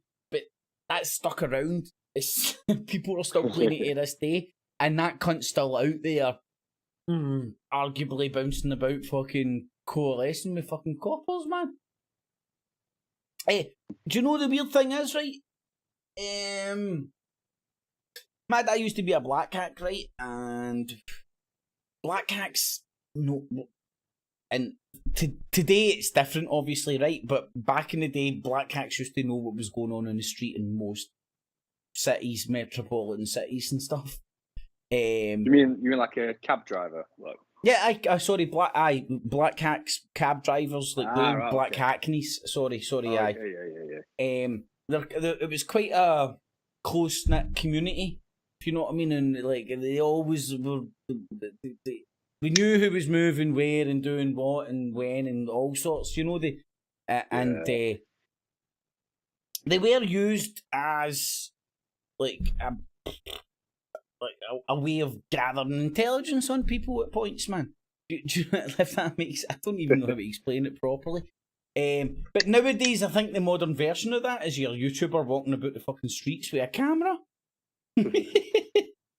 Like you were saying, it's the age of the influencer, isn't it? It's a big thing now. Corporations pay a fortune to these people. Well, one of my favourite influencers is called Peach Perfect. I'm going to show her channel on Tuesday. There's a pure massive, as you can imagine by the name, it's a pure massive channel. All this lassie does is try on clothes and underwear and shit. I know, mate. Guilty pleasure. I very rarely buy any of this stuff. But when I do, I want to make sure I'm getting the right stuff. But I remember I subscribed to this channel because I used to sit and go through all my email alerts and it'd be like, war, death, destruction, Illuminati gonna kill you, man, vaccine's gonna get you, man. And then Peach Perfect. Like, just a wee couple of minutes of light relief, man, like that, yes. And the thing is, man, mate, she must be making a fucking killing. What I like about her, right, is she's fucking sexy, but she's no model sexy. Tune in Tuesday and you'll see the channel I'm talking about. I'll even share the link. And that's not to you, Martin. That's obviously you're catered for. That's to other people interested. And Every time I turn on my YouTube now, though, I've got fucking a clip from 3 years ago. I tried on 50 pair of panties. Mate, I am not even joking. But it is light relief from Armageddon and shit, man. Yeah. I'm surprised, really, you've not had more of his Charlie's followers actually jumping on this. Well, since he's getting all them views and stuff, you'd think that. I genuinely wanted some. I genuinely want in the spirit of humanity, I can treat people normally. You know what I mean? It's no going to have to be a. I'd like to ask him. I commented on one of his videos ages ago. Said, "Oh, if you want to do a podcast," obviously he's not going to answer. But oh shit, Martin! You just reminded me. I could have asked him some awkward questions on the spot, couldn't I? Mate, send me a link to your channel, and I'll drop it in the chat because I recently checked this out the other day. When you're commenting, other people can't click on your channel. Yeah, they've changed it, haven't they? Yeah, I didn't that. So, if you can Skype me your channel, thing, no worries, in the chat. No worries. Just because everybody that's listening, Martin does good podcasts, man. Go and check it out, man. Oh, thanks, and as he's saying there, he might even get the Veitch on at some point.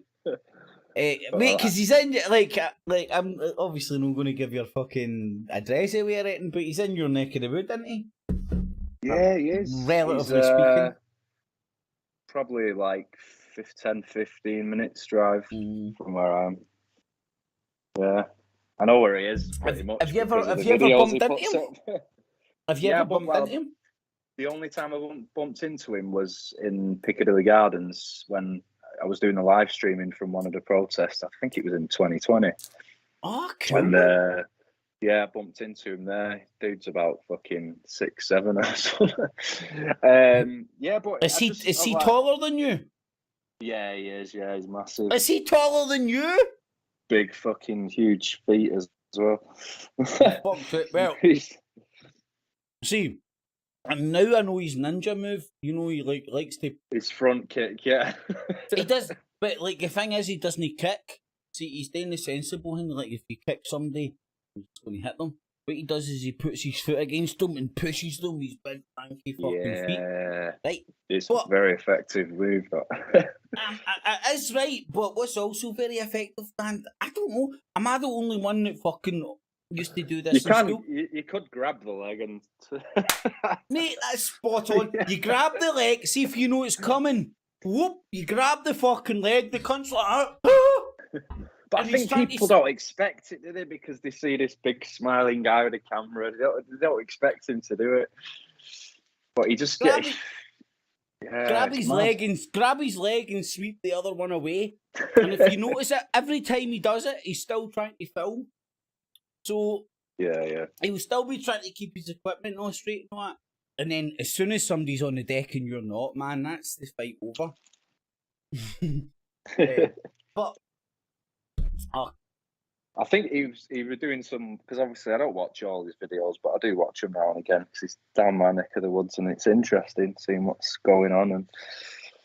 But there was about a year ago he was having to get about with a stab-proof vest and bulletproof vest and all that because there was word on the street. Nah, because he'd had a few scuffles, and he with lads on the streets, in the centre of Manchester. So right. as he calls them, the crackheads, word was getting about that they were all after him, and he was getting about of the vest and stuff. But yeah, they hate him. That community, absolutely hate him. Is that why he started travelling the rest of the UK? Wouldn't be surprised, but I mean, to be honest, he's safe as houses walking around the centre of town. There's that many police, and he's like very close to them. So, yeah, you can see it when he's doing the videos, and like there's some trouble going on there. He just gets right in. And if that was me or you, the police would be like, "Excuse me, go away. You know what you're doing." He has the green card, doesn't he, to do it, which makes me more suspicious. But But on face value, the guy was all right when I bumped into him. You know, he was polite enough, and I was like, "Oh, I'm just editing this clip on my phone," and he was showing me something that had just happened, and I'd just gone live on my thing, and like, "All right, cool to meet you," and that, and see you later. And that was it, really. But yeah. Well, time will tell. Maybe on his deathbed he'll confess whether he was real or real or fake. Fake news. I think he definitely plays the game, doesn't he? We can all agree on that. Well, this is the thing, Martin. I'm asking the question: why is he one of those like as Richie said, is he American Psycho and he's just sitting there with pure uber fucking intelligence and just like using everybody as a puppet in a string to make money? Or is he actually... It's the Ian Tomlinson thing that really blows me away, because the police really benefited from his interview. Yeah. After they had arguably just... I would, in my opinion, it was manslaughter. The cop never meant to murder anybody. There was no intent to murder anybody there, but his intentions led to the death of somebody. So manslaughter shoved right up his arse, in my opinion. But after the event, when Ian Tomlinson's just dead, how the fuck does he get trotted out in front of the fucking state-funded broadcaster? Fucking saying that shit. And like you could... what he says and the way he says it, it's like... Tattoos, drink, drugs, the police were good, there weren't brutality. Fuck's sake. Yeah. He completely skipped over the fact of what the guy asked him. The reporter had to rein him in. Yeah. Get a handle on him. No. The reporter, the BBC reporter. Now, again, I know the talking heads and all that shit, and they are. But see, at the end of the day, those motherfuckers are just rolled out in front of the camera and told what to say. They're not they're getting no little to no input in the editorial fucking stance of that shit, if that makes any sense.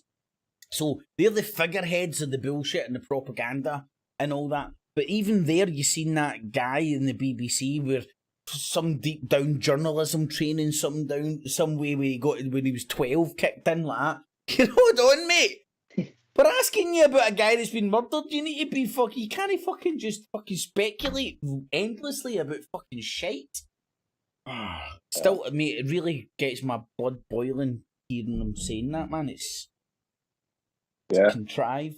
But I don't know. I remember when it came out. I mean, most of us weren't aware of all that stuff until after the Love Police. Well, after a bit of time, you know, once it started getting traction. And I think a few people out there that used to question the alternative media, like yourself, you know, were showing things and look at this, look at this that he said years ago. Like, what? Wow, fucking hell. There was a lot of stuff. I remember a lot of stuff come out. I can't remember a lot of it, but there's probably more that I've forgotten. Wait. Well, here's one for you, Martin. Right? I'm going to do it on Tuesday night show. I don't know if you can see the screen, mate, but I'm the greatest Cornholio. I need a TPV for my bunghole. Do you remember the People's Voice? Oh, yeah. Right, now, that channel all of a sudden is reactivated, and it's got, like, I swear to God, man, it's literally got Festa Adams. Hunter Biden's emails were leaked over the weekend. I don't know if you can see the screen, but it's got a dude that looks... I'm on my phone, I can't see right, I know. Mate, it genuinely... man, you need to watch his back to get the giggle. He looks like he's been dug up out of the grave, mate. I don't know. I've been searching for this guy's name. See if anybody knows who this dude is. Please tell me. I have no idea who he is. But the People's Voice his channel, which has got over 16,000 subscribers, has deleted all its content and is now pumping out new content, and it's got this dead motherfucker. And when I say dead, oh my god, he's either oh man, you need to look at him, man. You need to look at him. I cannot. See if I sent you a picture. Would you be able to see it? Yeah. Right. Give me 2 seconds and I'll get you a picture, man. I swear, mate, this guy looks like he's genuinely been dug up. I know you won't believe it until you see it, right? But as always, and people clips. Shut up, you. Right there, I've saved it, I think. So now I go on my Skype's and send you a picture. You know you're conservative when you're getting annoyed at them changing shit. How the fuck do you send that fucking thing in Skype? There we go. No. Chat. There's the chat. Right, there we go. Sorry. Right. Tell me if you can see that. Oh, wow.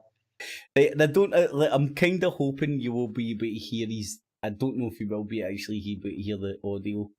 But I'm hoping you might.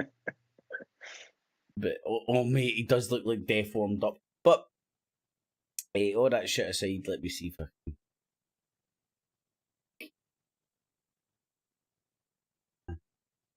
Mate, I'm so out of practice with all this stuff, man. Did you send me a link to your channel, mate, so I can share it? No, I didn't. Sorry, 1 sec, mate. That's alright, buddy. Just make sure I want to make sure I do it before I forget again. Yeah, don't worry, it's all good. It's all good. No, man. Mate, the setup you've got looks fucking amazing, man. Oh, thanks, man. Just clever lighting. How did you let your missus? How did you get away letting your missus do that? And how did you get your missus to let you do that in the house, man? Oh yeah, that's got to happen on it. Spare room. Done. Because mate, it looks beautiful, man. Oh, thanks, man. Took me a lot of fucking work. A trial and error, man. A lot of LED. Yeah. Is it LEDs you're rocking and all that? So that, like everybody in the chat, that's Martin's channel there, man. So definitely check that out for all his podcasts and stuff. Once I actually figure out what the fuck I'm doing with this, there we go. Figured out something. There we go. Speaking of podcasts, I've recorded another one on Sunday with a guy called Adam. I'm not sure if you remember him. Oh, I need to interrupt. I'm coming down to your neck of the woods in the next couple of weeks, mate. Oh shit! You need to come then. Let me hold on. Let me tell the dates. Let me calendar. Let me. Right. I'll be doing it yours in the next 2 weeks. All right. Okay. Wow. So I think for the 3rd to the 6th, something like that. 3rd of June to the 6th of June. Aye. Right. Okay. Cool. I mean, in the next few days, I'll iron out the exact dates, and I'll let you know. And yeah, let us know if you can come for a day. Well, that's the thing. Like, depending on our schedule and shit, man. Yeah. But we can sort it out. But there's no need to put me up for a night or anything, man. I should have room and boarding somewhere close. So. All right. Okay. I can pick you up and take you back and all that. Aye, mate. We'll definitely sort out. Not a problem. But we'll definitely do it. I want to come down and see your studio, man. I want to get some hints and tips, man. Yeah, man. Yeah. Are you up for a little podcast?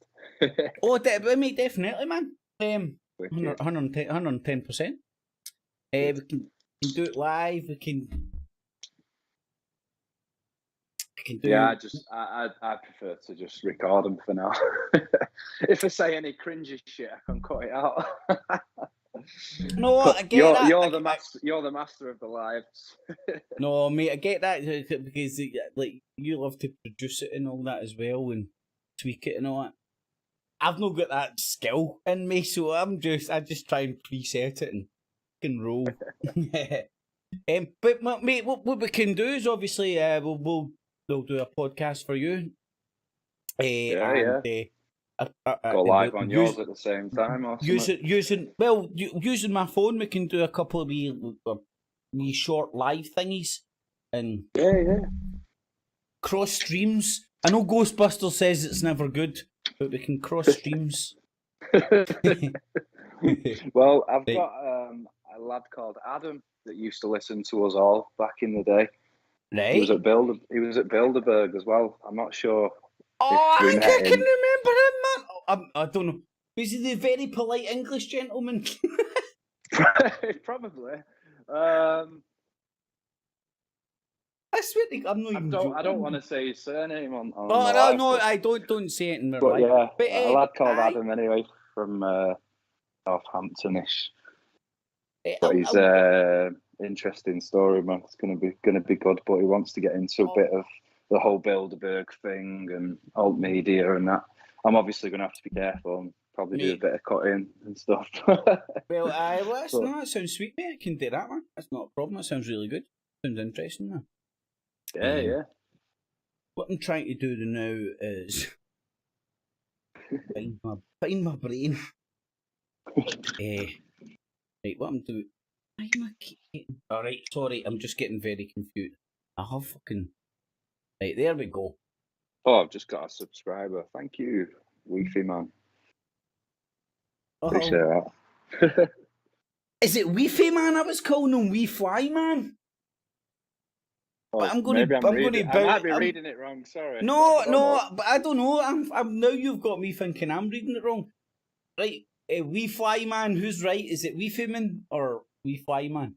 Because Martin's knows dyslexic as me, I don't think. Right, there we go. That's exactly what I wanted to do. Show Martin's channel on the stream. There we go. So that's the link I shared.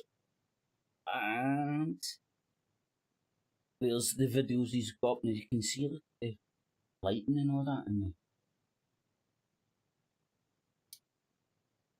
It's getting there, man. I could do with some proper cameras, but... No, Matt. Well, mate, you get a fucking really good fucking starting position if you're still trying to improve, man. Your lighting, it's just your lighting that blows me away, man. It just looks really neo and cool, man. I like it, man. It's fucking... Aye. It does look cool. It looks well cool, man. So anybody that wants to see the podcast I'll do on Elusive Exposure Media there, I'm playing it now. Tune into Martin's channel, which I dropped the links for, so you can go and check that out. And as you can see, man, look at that, man. Mate, do you know what I like about I don't know if you can't see the one I'm playing. What one am I playing? Revisiting Chris Webby's Jedi's Code. And it's just like, do you know how when you're doing the one on the one-on-one to camera? Oh yeah. It's just I love the symmetry of it. Oh, nice one. Do you know what I mean? No, it just looks fucking. It just came together because it's only like a smallish room, and obviously I've got like 3 areas. So I've got like my music producing sort of side, and then I've got, when I turn around there, you can see like my decks and my mixer, which is sort of behind where I'm sat if you're looking at that video. And then behind where I'm sat there, you've got the podcast interview thing. So like left and right side, it all just fit in. And I had to like, nice. I bought the desks to do it all, but I just couldn't get my head round how I'm going to have it all working out. So I what I had to do, I had to get the measurements of like all my equipment and the desks and sort of like the chairs and room for people to sit and stuff like that. And then I had to like scale it down onto like an A4 bit of paper and like draw it out like fucking like a retard, having to Google how to make things in scale. And but I got it. It's worked, mate. And it worked, man. No, yeah, I'll send you some before and after pictures and the plans that I had. Mate, that honestly, like, see, like, I obviously you can't tell the one it's when you've got the blue lights and you've like it just looks so symmetrical, man. It's very pleasing to the eye. It's like fucking golden ratio's got to be in there somewhere, man. It's beautiful, man. No, honestly, I'm no joke, man. And then you've got, I don't know what it is, but some sort of a light projector on the roof as well, with a sort of a wee cosmos kind of effect, man. Oh yeah. Yeah, that's just like a little 25 quid thing off eBay. Oh mate, at least well, China. Honestly, they're good though. Yeah, the lighting makes a massive difference. To send you some proper shots here. And people walking at home as well, man. Like Martin's long at the tooth at this stuff. Your channel was your original channel or whatever way back when was hot or something, wasn't it, Martin? Well, hot. Took down. This is my third attempt, so I'm trying to be careful what I say. But it's hard to not be yourself sometimes, isn't it? For fucking damn, mate. You've done well though, mate. You've done very well. You don't seem to have suffered any losses. Hell, do you know, mate, Martin? Do you know what I honestly put it down to? You can't understand what I'm saying. you laugh, but I laugh because I can. So, I know what you mean. Like maybe the Americans in Silicon Valley have trouble. Because I've had my channel targeted with a couple of fucking wee rotty ass fucking trolls, and they've done everything they possibly can to shut me down. And see, my problem is, well, no, my problem, my method and my madness is I peeled everything. Right, most people just sit there, fucking take it, back down, shut the fuck up, and hopefully it goes under the carpet. I peeled everything, and the amount of appeals that I won was untrue. Plus, as well, man, it's a load of fucking bullshit. Fucking like, do you know what a lot of my appeals were based on? My channel's getting trolled and targeted. I don't like writing long sentences. I can't fucking write long sentences, man. I can't fucking spell. It takes me about half an hour to get a fucking sentence together with Google spell check. So fucking, I'm doing as little as possible to appeal all this shit and winning most of it. And a lot of it's just malicious bullshit in the fucking first place. Yeah, of course it is, man. You see, with my first one, with my main one that went down, I can fully understand that because it got to the point I was playing cat and mouse for ages where I'd get a strike and then I'd chill out for a bit, and then sometimes I might get two, and then I wouldn't do anything for ages till they expired, and then I'd do it like that. But got to the end, and I did get the 3 because it was me and Justin, Tempest, who's no longer with us. We were doing the live streams during the lockdown, talking about anomalies in the media and certain things, and that's what got my main hit the first time. But the second one, my backup one, it didn't have anything like that on, and there was no warnings, no nothing. It just said spam or deceptive practices, just gone. No warnings, no strikes, nothing. Martin, right. But I don't know if it was connected because it was the same Google account, but it was 12 months later. So I don't know. That's serendipity. Or was it because someone we used to both do radio with passed away, and I made a little tribute video just saying about what we used to do, and I was sad to hear it. and then the next day, I don't know. Maybe people in that network didn't like me doing that video. Was that the timeline? Oh, mate, I wasn't aware of the timeline of that, by the way. Yeah. Because it's either that or like I say, it was the same Google account. Maybe that had something to do with it, and the algorithms like 12 months later fucking checking, scanning through. Oh, that one's connected. Yeah, that one goes as well. Or was it that? I don't know. Because I definitely didn't do any fucking spam or anything deceptive. There's fucking videos of me gaming and at music gigs and out in the car, and it was just my normal channel, that. So, mate, there's a million points I want to bring up, man. First and foremost, man, R.I.P. to the old Tempest and all that, man. It's fucking mental the amount of people you bump into in the digital world. But this is the beautiful thing.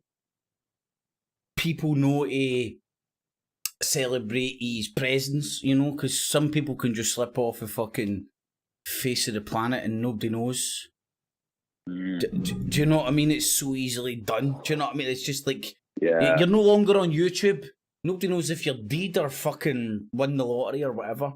And to the lazy Jesus as well. He's been dead for almost 1 year. The dude that used to come on the channel. And mate, I never knew the time. And fucking Kev Baker as well, aka the Faker. But fucking R.I.P. man, fucking good on him, man. Whatever, he was a human being, man. And you don't want anyone to fucking die at all, man. And you shared the best of times, you shared the worst of times. Just memories, good memories. I know. I was pretty respectful in that little video that I did about Kevin. I didn't think there'd be anything wrong with it, but I don't know. I think maybe people in that network thought, oh, he's just trying to get traction or, you know, whatever. But I was just being genuine, man. Martin, do you know where I would say it probably came from?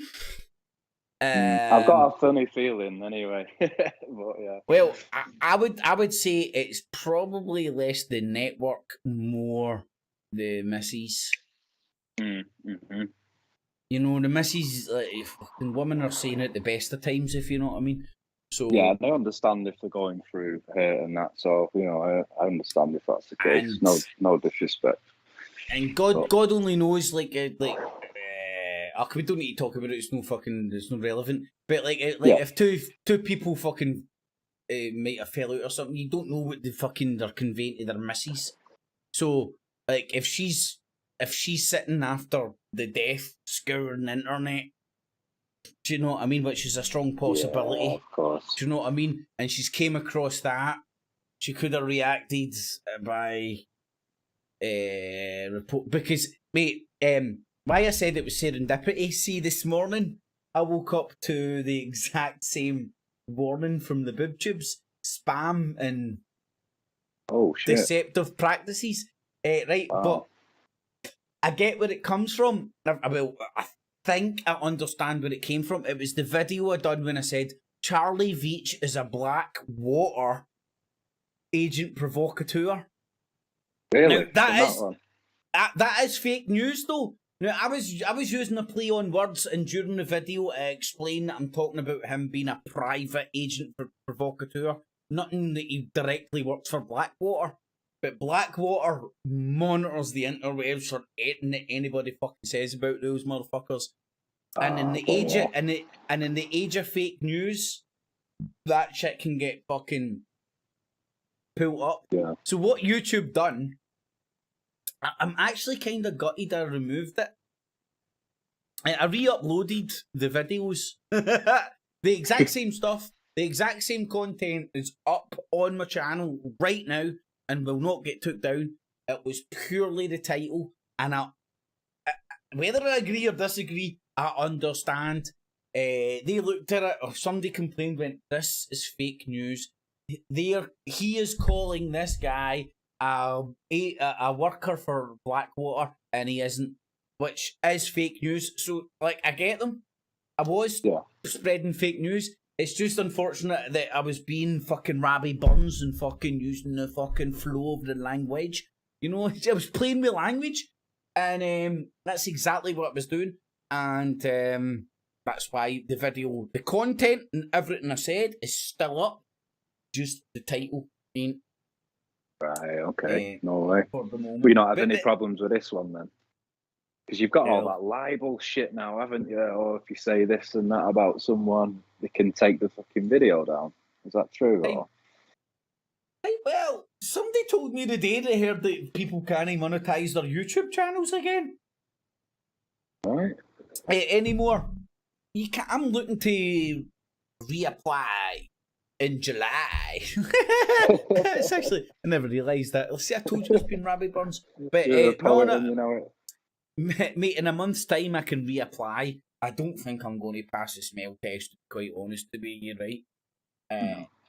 But I've managed to ride the wave of the purge. But man, I've just got to look at my thumbnails alone like that. No chance, man. No fucking. I've got a dodgy eye. That's why I wear sunglasses. Nah, I don't think Nike wants to be associated with dodgy eyes. I'm fucked, man. But I know what. But I still live in hope. I still live in that way. I mean, I watched the day. What was it? I fucking watched the day, man. I think it's a channel called Modern Survivalist, right? And I tuned in, and the cunt's fucking having a meltdown over this fucking new press secretary that's been appointed in America. And I'm like, and this guy's channel's monetized, man. And the guy's having a pure meltdown because there's a fucking black fucking dyke in charge of the press secretary. And she's sitting up there reading stuff off a page. And the guy's like, look at her! She can't even fucking read, man! What? She's fucking reading! But I don't know. Mate, it's just the echo chamber, man. It's American politics, in it, man. It's obviously a Democrat and the Republicans are trying to bring about. Yeah. It's just the way it is, man. I gave up, but I just like to watch American politics and laugh, man. What the fuck? Well, they're saying Trump's in with a good chance again, aren't they? I see Trump getting re-elected, man. Yeah, I really do. That's what I really American do, man. friends are saying the same as well. Yeah. Mate, I try to be bipartisan, man, right? But there's not just that no I denying care or anything, but mate, do you not think fucking Biden is like Mr. Magoo? Have you not seen he can't? He can't. Not only that, mate. He can't open his eyes. He looks like a fucking cowboy. Fucking, you know what is it? Doing 10 paces. Wow, wow, wow. And you know, like staring in the sun, doing the glint. And the guy can't open his fucking eyes. Anyway. Yeah. So, Martin. So yeah, what's your conclusion then? Well, in my opinion, the Ian Tomlinson thing just that did it for you. Yeah, it's not that it did it for me. I can't come to a conclusion where he's good or bad, but for me, I just couldn't believe a word out his fucking mouth or that he's a genuine person. He's contrived, and again, like, what is it? Q Bono. But Q Bono, who benefits, right? Who benefited from that interview? And then when you look at the interview combined with the fucking video footage of that guy falling over on his fucking nut, then I don't know. Like, I know what I think. I genuinely don't want to curry people's favour, but I want them to go and fucking actually touch base with this information. As you're saying there, mate, people were very easy to forget. But somebody today had to remind me that they'd sent me that uncle footage the other day. They'd sent me ages ago, and I forgot about it, and they're like, remember that uncle footage? I was like, oh, fuck. Would you know when he's saying his uncle died of COVID, and then 2 months later he's saying that nobody in his family died of COVID?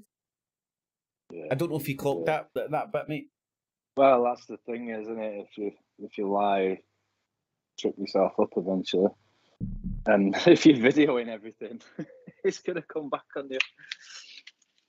People will notice. I think the thing is see if you're being less than genuine and spouting shit, and you're constantly like making content on a like daily, if not fucking daily basis, you're eventually going to let shit slip out that's just fucking going to allow people to know what you're all about. Yeah, you'll always see the real person, won't you, if you watch them long enough, listen to them. Very true, Martin, very true. Even if they act and try and hide it, little bits just come out. They can't help it. But yeah, definitely, it's one of them. All the conspiracies aside, he's definitely an opportunist, and he definitely makes money off the drama, doesn't he? And he definitely starts trouble. I've seen it in his own videos. Well, the one in Glasgow, mate, he says, I don't want to, like, there was a section where he says, I don't want to antagonise them too much. Yeah. That was, I'm going to say literally his words are probably, like, dropped in R or something, but he said, I don't want to antagonise them too much. So he knows what he's doing, right? Yeah. And I'll actually even I understand the dopamine, what am I looking for? The reward that he's getting, you know? He's getting the rush for the conflict. He's also getting the hard on for the big Billy boys fucking get hundreds of fucking subscribers. You've heard that in hundreds of comments. I get more. My subscribers get more pussy. Like, what was one of the comments I heard in one of the videos? My subscribers get more pussy than you do in a year or some shit. Then he's like, I get more views than you. Right, so his ego is fucking through the roof. And this is like assuming that he's not like some sort of a fucking theatre workshop fucking loonball. Or one of those fucking agents you were talking about, mate, that goes and injects themselves right in the community, but it reports back to Doctor fucking the man behind the curtain. You know, we're talking about that dude that went undercover between the environment activists and started pumping something like that. Yeah, it definitely does happen. It does happen. That's all I'll say. Yeah, it does happen. You just never know. Is he one? He strongly looks at it because he's trained in fighting.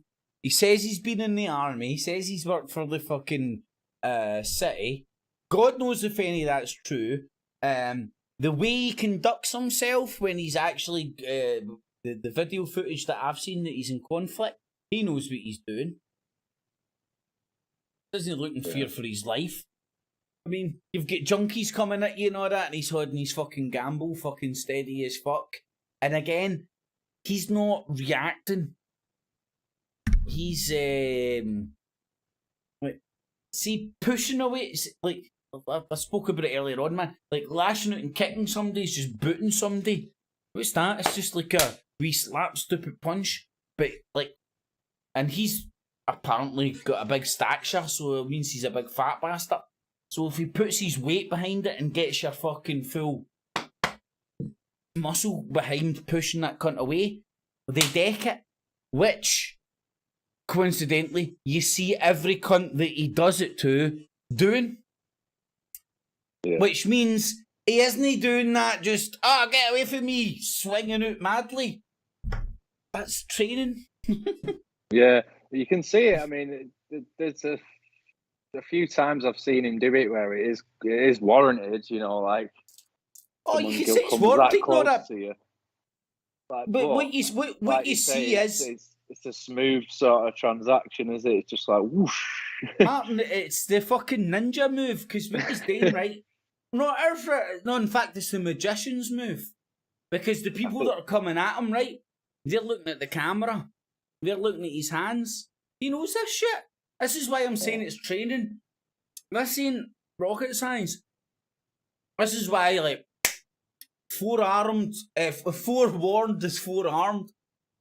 So if you're ever going to fucking rattle fuck at Charlie Veitch, catch his fucking big boot, sweep his other leg, when decks it, boom, bounce over his face. But That's just if you're lucky. But if you see what he does, mate, he bamboozles people with the camera and all that up here, which he keeps perfectly still. He's like, get away from me, bro! And he lets them get close enough, so he just goes like that, fuck you, with his full weight.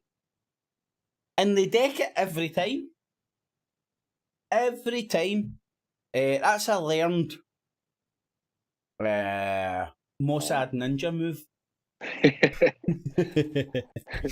No. I was reading here, Charlie Veitch in the Israeli press talking about him being a reformed conspiracy theorist. And he was given an insight. He was given an insider's look into the world he once sat at the centre of. Just reading this article.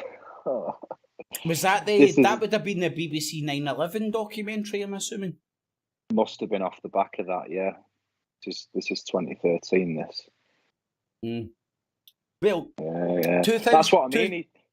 He turned it all on its head. There's so many people that were starting to ask questions and looking at stuff. And then he divided them almost when he did the U-turn. I remember the videos, like the community was all messed up, and I remember it, yeah. What he certainly done, Martin, was inject himself right into the public consciousness, which to this day he's still profiting from. Quite literally. The fame of him being on that documentary and the snowball effect of the sub upon sub upon sub upon sub upon sub, that's allowed him to make his living doing what he's doing. And that's the payoff. I mean, I do need to do this. I was talking about how politicians make their money and stuff the other night. And that's kind of the payoff for people that do turns for folk, isn't it? It's like, you don't get paid directly. You get given 100,000 people that suck your dick that will throw you a few pence every now and then. Yeah. Stuffer, you're right. You need to catch his leg and tip it upwards. The 9/11 conspiracy theorist who realised he was duped. Oh, Guardian. There's even a Vice article on him. Oh, fuck. Yeah, definitely did the rounds. Who done the Vice article? Was it Tim Pool?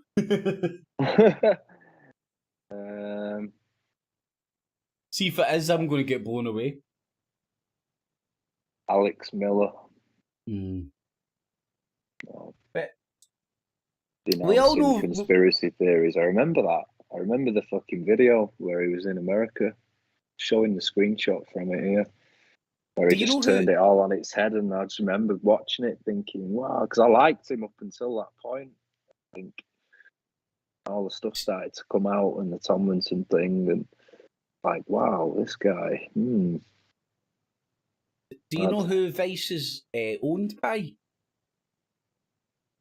No. Murdoch. Oh, right, okay. News Corp. They're definitely mainstream. Do you know I was in oh Martin, you can't see it, right? But I'll play it for the people at home. I'm in a News Corp clip. Press TV. I'm no. The Scottish Sun YouTube channel. No way. Honestly, when I was watching the Rangers game, just before I started doing my live stream, you can watch this back and you'll see me. The people at home can see me right now. I'm standing front and centre, and it's in the beer garden. And I've just arrived, I've just got my pint, and I'm going out to find a wee pew to sit on. And the Celtic, a guy with a Celtic top walks through, I don't know, couple hundred. Rangers fans in this beer garden, and I just thought I would like to say I started it, but I was joining in with the boos, like boo. Oh, it was brilliant. I don't know if you'll be able to hear this, man. I don't think so, but I will play it for the people at home. And if you can't see it, man, there's me in the bonnet. And it's the Scottish Sun. How many? It's got 76,000 views so far. Wow. It's fucking funny as fuck, man. I don't think you can hear this, Martin, but you can play it back later, man. God knows how he had the balls to walk through it, man. He's pure mumbling under his breath and all that.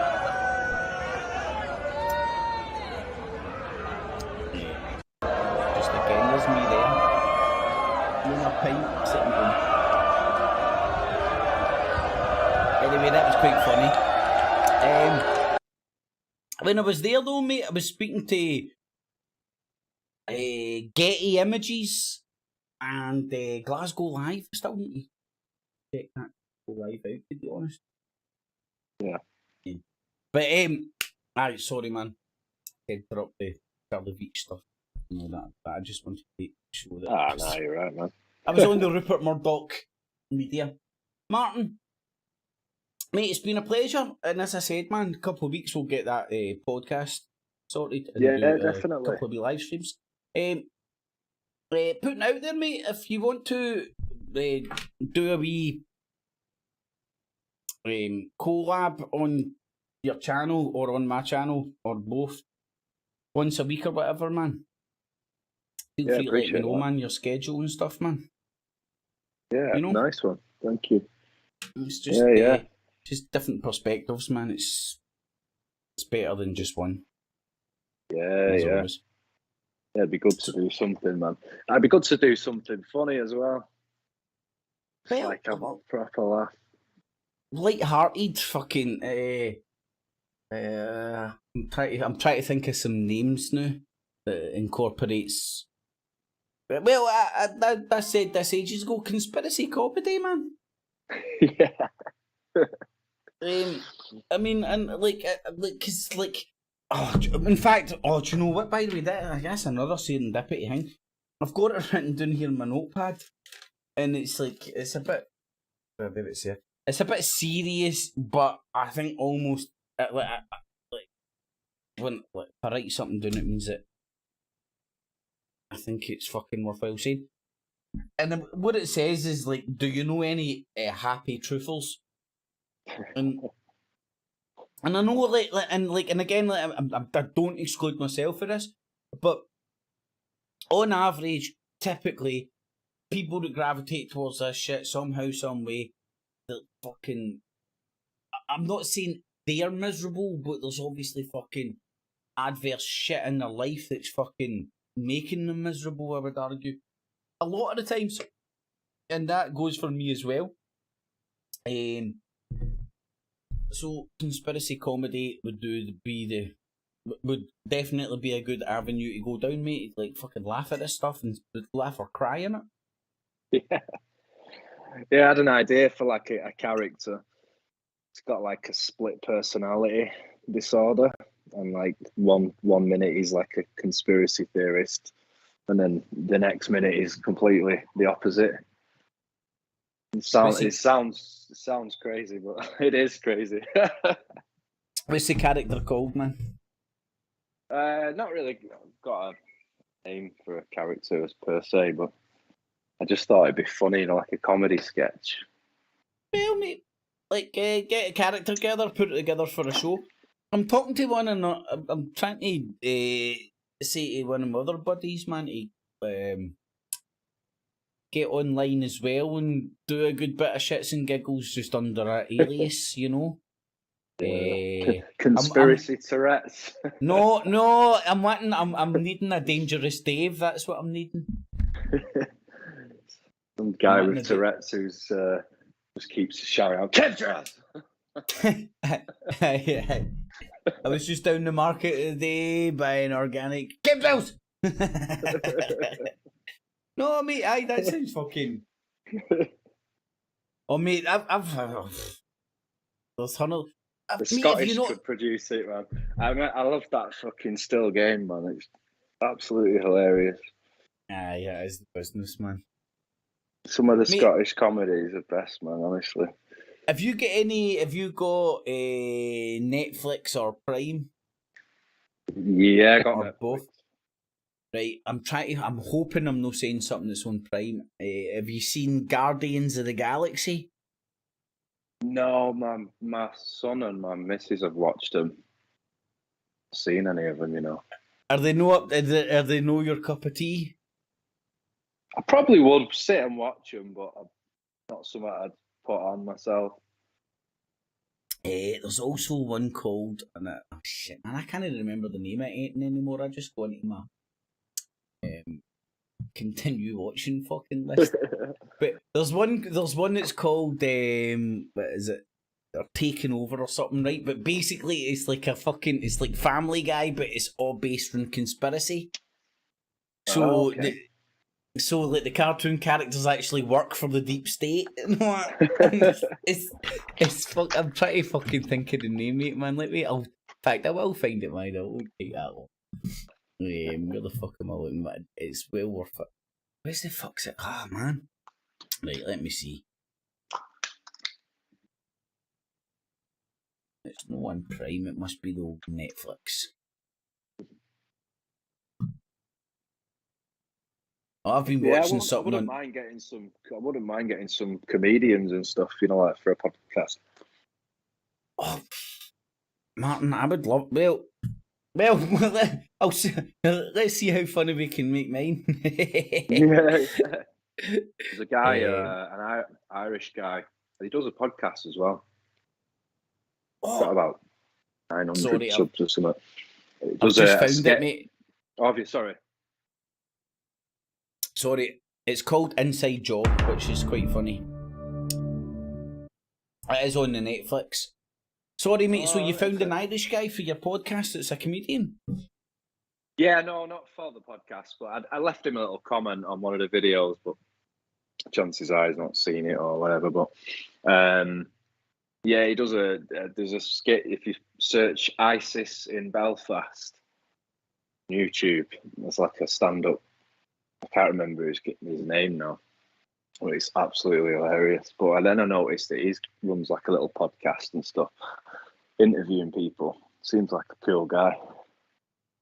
Someone like that, or maybe like Steve Hughes. Have you heard of him? The Australian guy. I'm not sure, Martin. I don't think so. Has he been on the boob chips and stuff?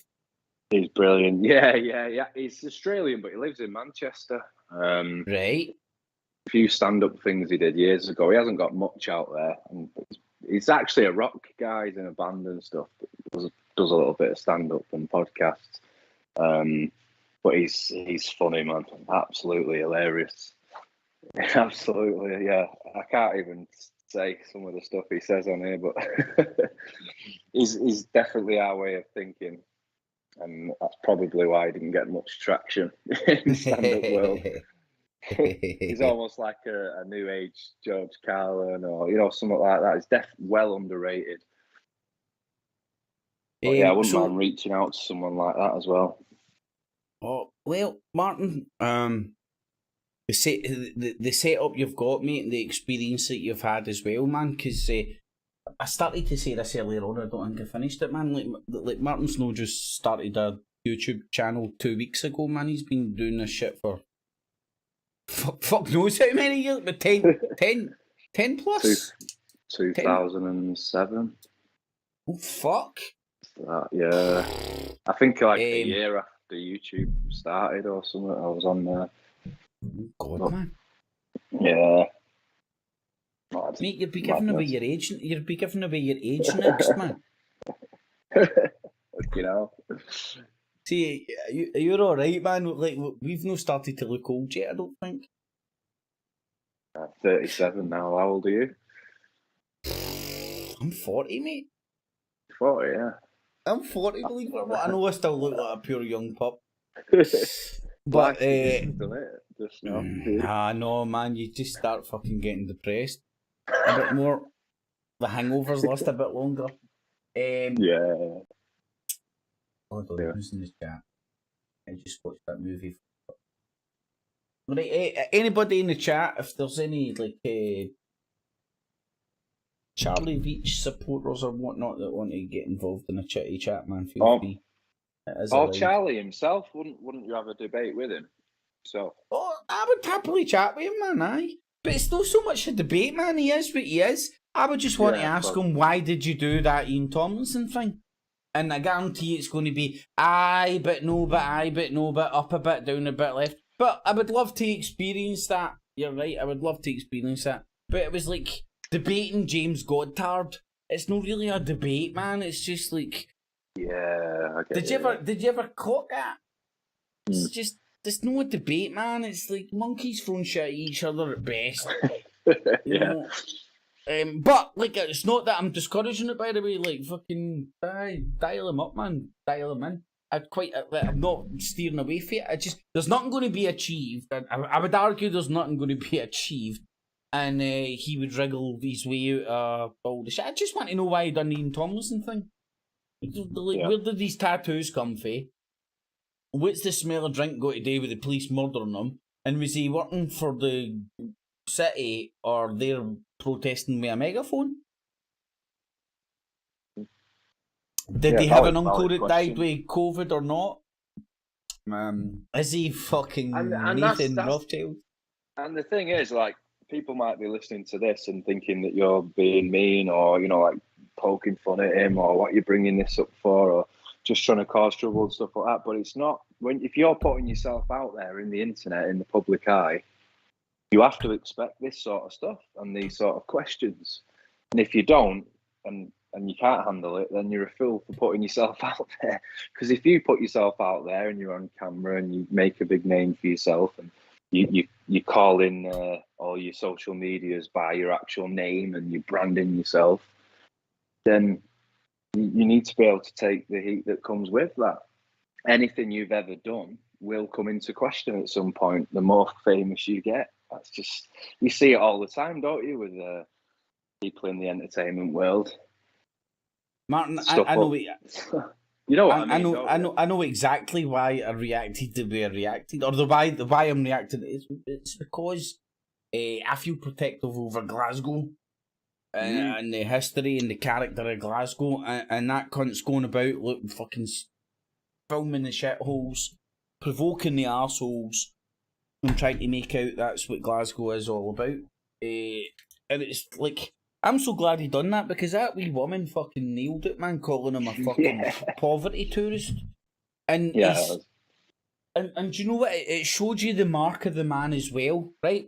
There's that woman bouncing away, and he's calling her a wee gremlin, and then mocking her accent, right? And he's chasing after her. He's going, "You're a wanker, fuck off! You're a wanker, fuck off!" And he's chasing after her, right? And I'll tell you like a fight between two dudes, man. It's just two fucking bucks fucking running at each other, man. See, when somebody turns away and runs away and you chase after them, you're the aggressor. You're the one that's instigating that shit. Of course, yeah. Male, female, fucking mixture of both, fucking everything in between, fucking every rainbow under the sun. But he was instigating that shit again, and then you've got him fucking clocked hundreds of times saying, "I don't want to aggravate," what was it, provoke? I can't even remember the exact words. "I don't want to poke these cunts with a stick too much." In layman's terms, he was saying, like, too much. He understands what he's doing, and this is why I think he's like a... Yeah. That's the word. That's the word he said, antagonise. Spot on, mate. It does my fucking... And I've seen him do it in other cities. He does. And he does it in Manchester as well. Like, he lives in... Well, he says that he lives in, like, Swinton, Worsley area of Manchester. And he'll walk through there sometimes, he says, rather than getting, into Manchester, however he normally gets there. And he's walking through and he'll always say, "Oh, look how bad it is round here. Look how rough it is. I'll be lucky if I don't get stabbed walking to the end of this street." And obviously he never does. And you never even see anything going on. It's just like...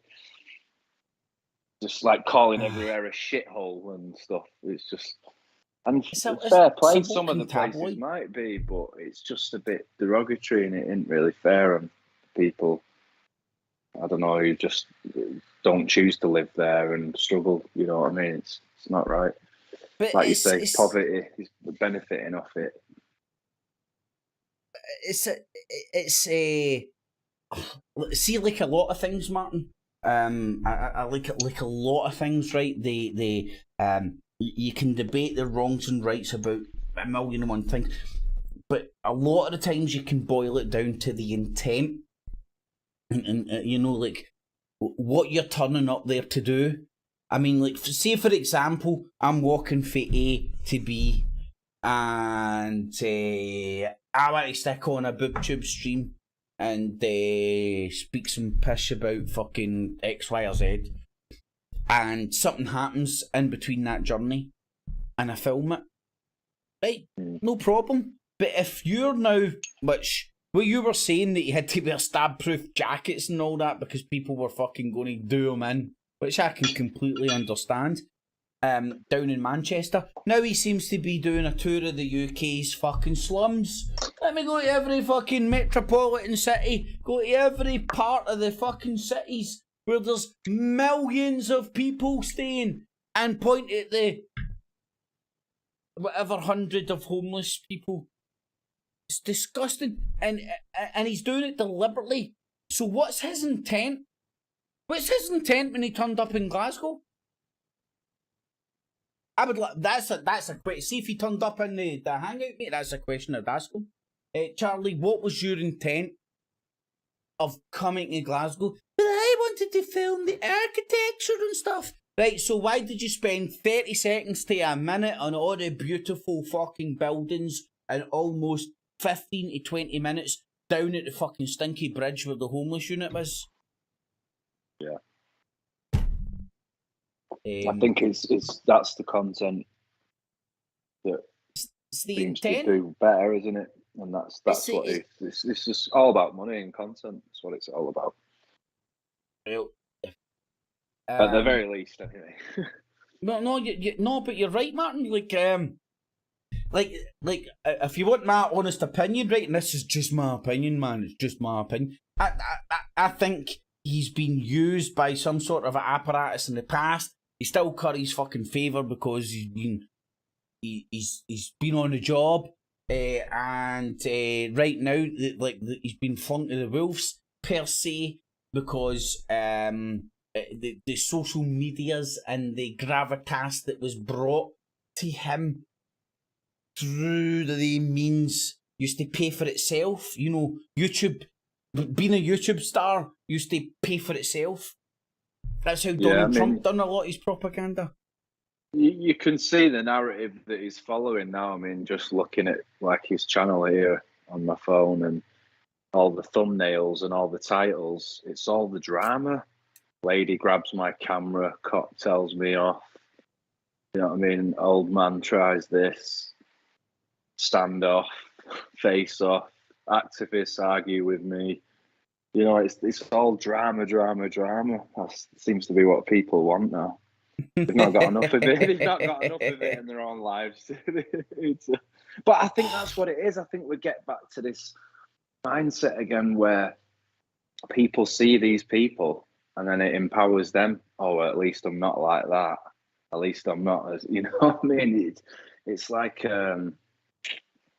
preying on that thing that we all probably do sometimes when we're going through hard times, and then we think of someone in a worse situation and we think, oh well, it could be worse, you know, we could be in that situation.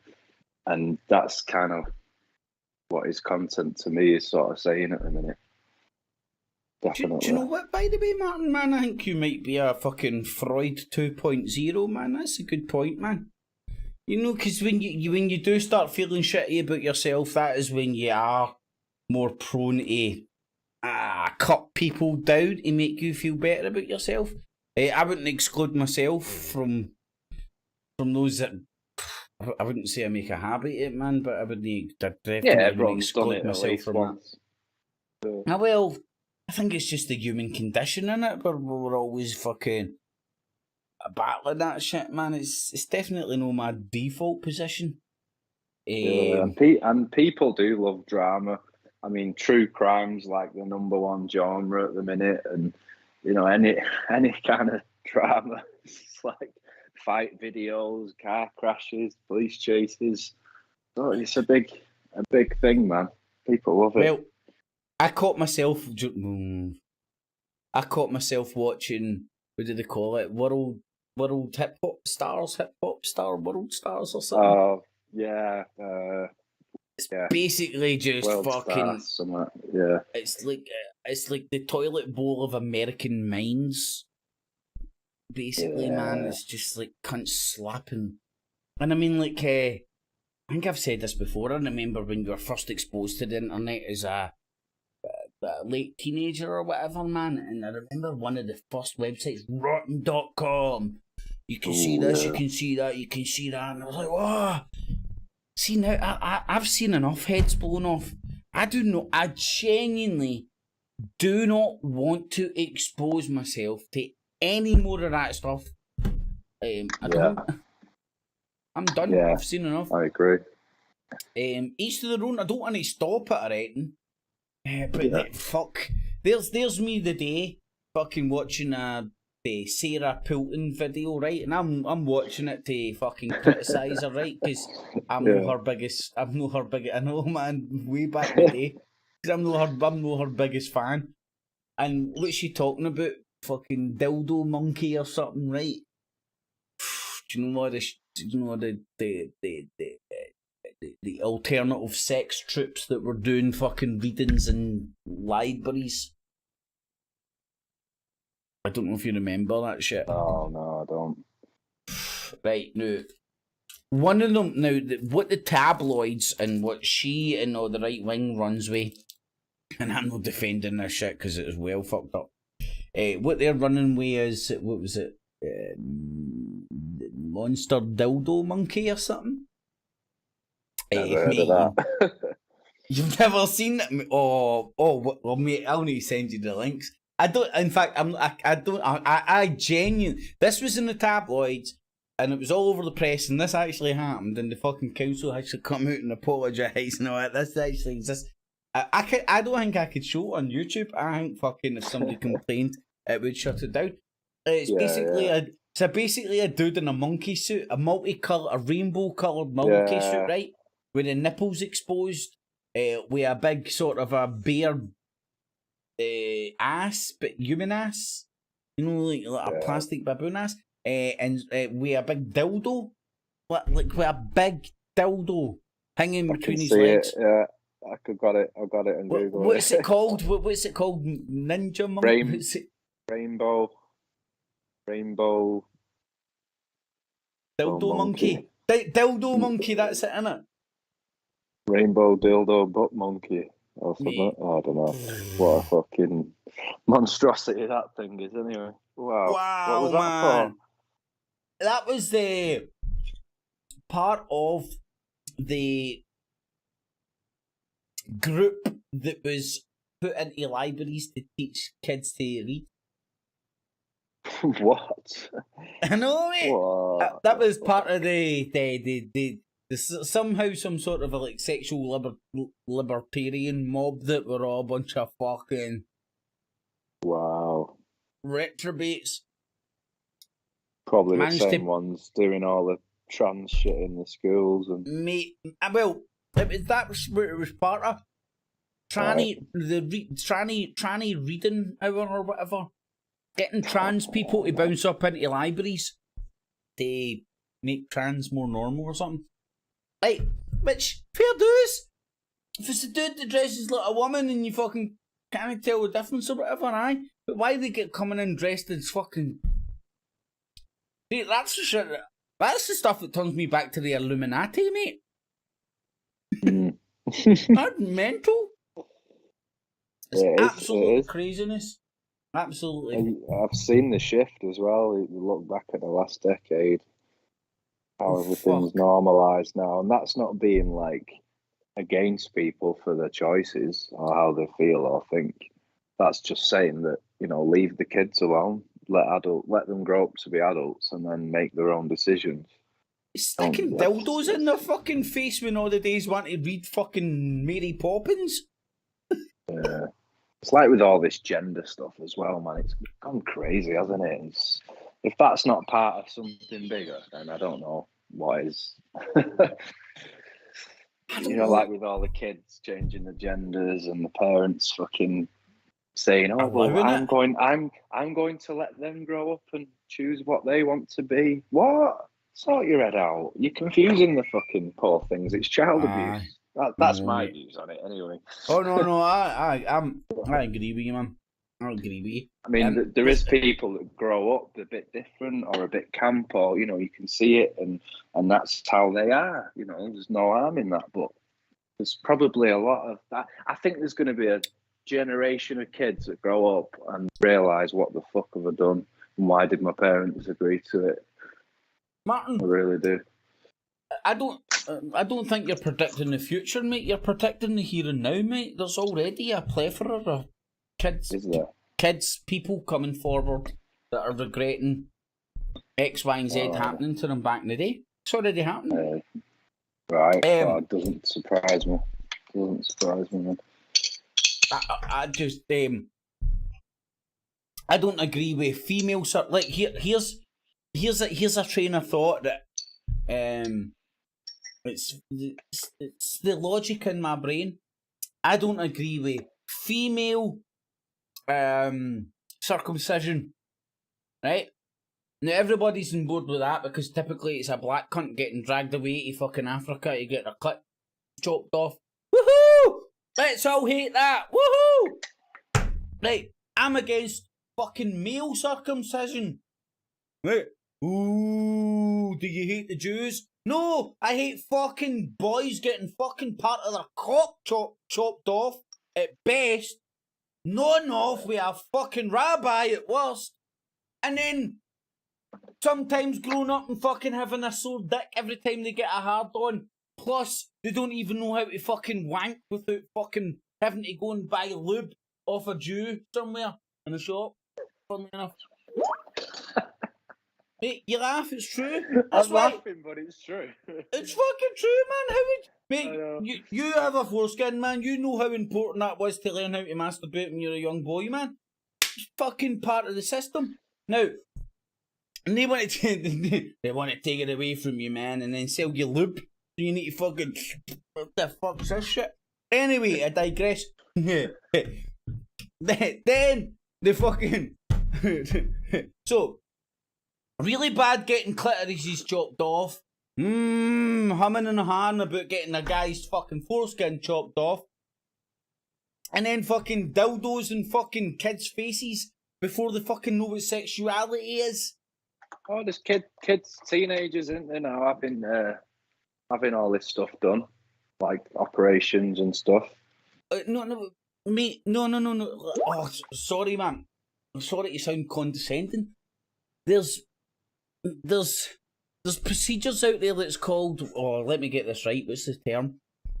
Puberty blockers. I think I've got the right term. Yeah. Which stops, so prepubescent fucking kids. It stops them going through puberty so they can. Do you know what, man? I haven't got over that fucking anger part to even investigate what goes on after fucking that. Prepubescent kids given puberty blockers. Their one dads should be fucking hung, drawn, and quartered. Fucking disgusting, mate. I agree. They should be, and grow up and obviously then they can make their own minds up, but they shouldn't be allowed to do that shit. Hiding this shit behind sexuality. Hiding this shit behind sexuality is disgusting as well. And it's confusing that. I mean, back in the day, it wasn't as people say, because we wasn't as accepting and we didn't know and the internet and all this shit. But really, when you think about it, do you not think that because of this viewpoint that's been injected into the media culture, that it's okay and they've normalised it and pushed and pushed and pushed and pushed, that now we've seen a wave of kids then that have latched onto that, and they're fucking confused and they don't know their ass from their elbow, and it's just become like a trend. Martin, you know what I mean? It's like trending now to be trans or to be non-binary or to be this or to be that or to be whatever you want. It's just like, what? Just Mate, I and agree if you say with anything exactly against that, you're a bigot, you're this, you're that. It's like, no, it's because we can see the shift and you can see it on a deeper level of how people have been fucking manipulated into it. That's my view anyway. Mate, do you know what's even went through my head? Like, oh God, this does sound absolutely pure Illuminati. But do you remember the radio broadcast War of the Worlds, where it was put out there in the public, and like, I know there's humming in hand that it was just a fucking thing, mate. I don't know in hindsight, to me it seems like it was deliberately done that way to see the reaction of the world. I think, and listen, I don't know better than Tom, Dick and Harry, but maybe the shit that's happening right now is some sort of a like crazy experiment, like the fucking War of the Worlds, in the sense, like, can we actually convince this guy he's got a vagina? do you know what I mean? And I've had first-hand experiences with young children, like monkey see, monkey do, right? I'm a fucking product of that shit. People might deny it, right? And there's always that nurture versus nature shit, and God knows the percentages are, let's argue percentages, right? But there's definitely something to be said about monkey see, monkey do, man. If you grow up around people doing X, Y, or Z, there's a very strong possibility you'll grow up doing X, Y, or Z. So I've witnessed kids in the classroom, and I'm hesitating to have my honest opinion. Like, my honest opinion is, no, but I'm going to get over myself. My honest opinion is, I think like kids are born straight, gay, or whatever they are in between. I don't think it's kind of changes in between. But in that sort of but also in a kid's world, they're very prone to be swayed into the best team, the biggest team, what's cool, what works, what doesn't. They'll learn how to manipulate the world, how to get on, how to act cool. Do you know what I'm talking about? If that makes sense. You've got children, so you would have witnessed this before. The best way to describe it is when one of your kids has a best friend and they both start mimicking each other's behaviour, right? There's no big great conspiracy in that, right? Children also mimic their parents' behaviour, and they also mimic a lot of behaviour they see on TV. I'm not fucking immune to that. Definitely. Yeah, and now it's not even TV. It's fucking TikTok. It's shorts. It's rapid fire, clip, following the culture, isn't it? I've witnessed a young boy who, in my humble opinion, was definitely straight, right? So I spent a fucking hell of a lot of time with him, and like, you know, you can, like, as I said, I think the born gay or straight, there's no denying that. Do you know what I mean? And I think you can tell for a very early age as well. You know, like, shit, nobody's listening. I had a gay cousin when I grew up, right? And we all knew he was kind of gay before he did. Do you know what I mean? It was one of those ones. There was just no denying. Nobody gave a fuck. He was just her cousin, and that's the way it fucking still remains. And this young boy was clearly, in my opinion, straight.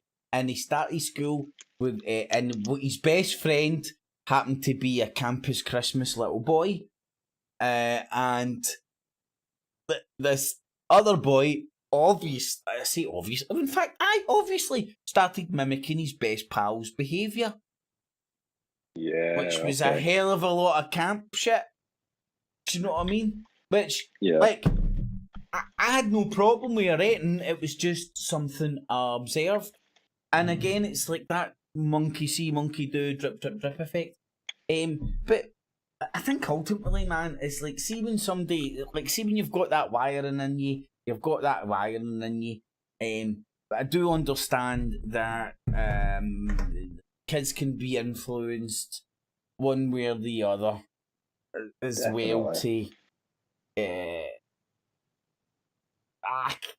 I'd be lying if I said I think I had the answers. I certainly fucking don't, man. I like to think about all this stuff and all that and what it means and stuff. I also as well recognise that we're people getting old, and as you get older, the more conservative you get, and the younger you are, the more Labour Party you are, if you want to call it that. in British terms, and it's the way of the world. Do you know, like your mum da hated your music, and you hate your fucking kids' music, and so on, and the circle of life is complete.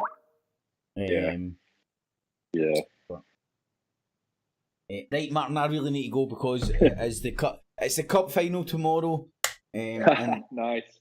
But listen, mate. Like, appreciate it. Send a wee message or something, and I'd be happy to do a medium, do a shindig with you once a week or whatever, man. If you fancy it. Yeah. Especially when you're back at home turf. You've got all your neon lights on and shit, man. Yeah, definitely. Yeah. I've just been downstairs since I've been talking to you. Mrs. and Little and are absolutely exhausted. They've gone bed early. And I just come down here, man. In and out the back, smoking, making coffees. You can chilling, mate. And mate, I'll be doing some videos though. I'll be doing Blackburn in 2 weeks. Okay, cool. Definitely take a day out, man. Come and see you, man. Yeah, it'd be good. 100%, be really good. Yeah, man. It'd be good. Come meet the family and go and chill out, man. Oh, mate, it will be. I'll get an interview with Kip's Clips, and it'll get put up on all the other platforms as well, which is cool because I'm not putting all my eggs in one basket. I knew the volatile thing with YouTube and what can happen and stuff, so I've made sure got it on all the other platforms. It's on all like Spotify and Apple and Amazon Music and any audio podcasty type platform. Do a shout out now. Do a shout out for all your tags right now, and give me a link for them as well, and I'll share them at some point. Maybe not now because I'm choking for a piss, but just give a shout out. Just give a shout out for them all. Yeah, I think they seen it anyway, didn't they, earlier on and when you were showing it? But it's just IE Media Podcast. Well, it was only to exposure, but let's cut it down because I thought it was a bit of a mouthful. But yeah, Elusive Exposure is my sort of music artisty name, so I just thought IE Media. No, sounds sweet, mate. Well, I'm not great at thinking of names, but Jeff that came on for the last podcast, he was saying you should just use your name and all that. It's like like people do. But I don't want it to. I'm not cheesy like that, and I don't really want it to be about me. Like the podcast. I don't want it to be all about me and it's my name. I want it to be about the people I'm interviewing, really. And I'm not, what I'm like, even back in my bigger YouTube days. That's why I've got the Elusive name, because I used to be elusive. I was never on the camera, was I? I always used to do audio stuff. No one would ever see who I was. And, private person like that. But now I'm putting myself out there. Well, why don't you call yourself unelusive media? Unelusive. I know, yeah. Cause what'd you get? What's that rapper called? No, he's not called Exclusive. What the fuck? Exhibit. Oh shit, Exhibit. Oh, Exhibit. Martin, call yourself whatever you fucking want, mate. Yeah. IE would be cool, but if you can't just search for IE, can you? Because fucking 5 million things come up. Do you know what you should call yourself, mate? Somehow try and work it into ET media. ET? ET media. See if you could think of the fucking people that would stumble over you just searching for ET. Do you know what I mean? No. Yeah. Do you know what I was thinking? I was thinking you can change your YouTube channel fucking as you want, man. I was thinking to change. I was thinking that, like, I don't know if you know that I'm a lord. Oh right. Oh, of Houstonia. No, I'm a genuine lord. What, really? All right. Do you know you can buy lordships? No, I didn't know. Where's my lordship? Oh shit! You can see that, can't you? No. No, I'm a lord, mate. No way. Seriously, it's not that expensive. I've got land and everything. Okay, now. It's only a square foot. But I've got land.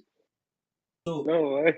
I am Lord Craig MacDonald Houston of Cherogleen. No way. Right next to a big castle over in the fucking Crawley Central over in west of Scotland. So I'm a mate. That's why I put up a short saying every lord needs his sword. So not only have I got a claymore, I've got a sword. I'm a lord as well. I can get it put on my passport. See next time when I renew my passport, I'm going to be lord. No way. Fucking hell, that'll be funny, won't it? No, man.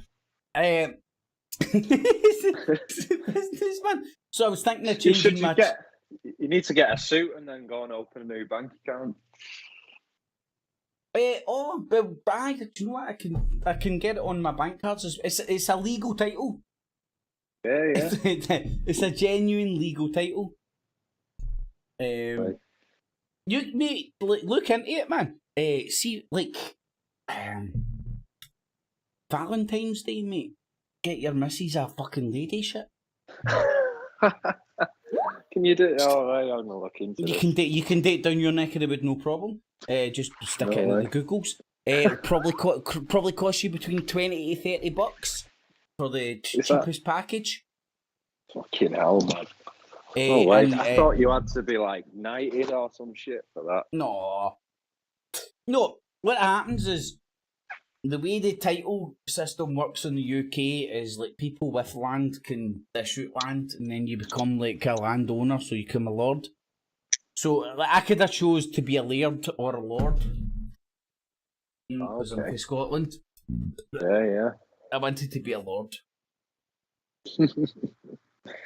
Lord Kip. Lord well, Kip, mate, that's what I was going to say. I'm thinking about changing my YouTube channel a Lord Kip of the Clips. Yeah, that's cool. I like it. And then I made the joke. Maybe it should be Lord Kip of the Clits. Yeah, you won't get away with that one. I know. No, but I know I'll get a fucking baseball bat over the head of a few folk, I think. Yeah, I won't please anybody. No, but in all seriousness, mate, that I didn't do that myself. By the way, that was a present of somebody, man, an amazing present. I didn't expect it, man, but it was.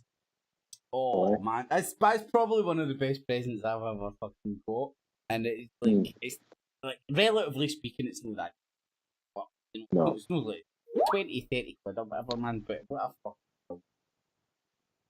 No way, and that's a legal title that you can. Legal title, go on my passport on your bank cards. The first time I ever came across it, mate, I was watching Come Dine With Me. And it was a couple of gay dudes, right? And the gay dude was talking about how his boyfriend bought him a title and they put it on his passport. And then when they booked a holiday, they get put onto first class because on their passport it was Lord. So, mate, because it's going on my passport, it's going on my bank cards, so it's going to be Lord Houston. Yeah. I'm going to be bouncing about with my bonnet and my... Cunts are calling it a Hitler haircut, man, but I see it more as a Viking haircut. I think it's still up for debate, man. Are you still doing it yourself? What's that, mate? Still doing it myself? Aye, can you not tell, man? Aye. I've no dared went near a hairdresser for them to ask me what the fuck have you been doing, son? Do you know what the weird thing is? For a month, you'll be alright. Martin, do you want to know the weird thing is? I fucking actually like... See, usually when I go to a hairdresser's, right, probably every British cunt, I'm sitting there going, aye, sorry, sorry. But I'm sitting there going, fucking hate this fucking thing, man. I fuck my hair up. I don't know, maybe it's just me, and you go to the politeness of a British person. See, since I've been doing it myself, you're like, till you get it exactly where you want it and all that. But everybody's saying it's like fucking Hitler's haircut, man. And it's not really... Like, it's good for a laugh and all that for a bit, man, but it's not really... You better be careful what you say. Someone will make a little montage of your zigs. Oh, Martin, he's the fucking... See on Wednesday night, I was in the toilet of the boozer, man, right? And you know what all the young guys' hairs are like nowadays, man? They're all bouncing about with fucking who's Simply Red? Who does Simply Red? Oh, do you know who I'm talking about? Yeah. Straight into your eyes now. I wanna fall from the stars. God, I know his fucking songs, but can't remember his name. But all the young guys are walking about with exactly like me, man. They've got everything shaved at the side and the back, but on the fucking top, instead of my Hitler haircut, they've all got this fucking Jew throw shit going on, man. And I was asking them, is that a Jew throw or a perm? The young boy was in fucking nuts, man. Honest to God. You just need fuck you. You just need to grow some hair, you bastard. Sorry, I'm speaking to Alan in the chat. Hello, Alan. You well, mate? Hold on, let me see.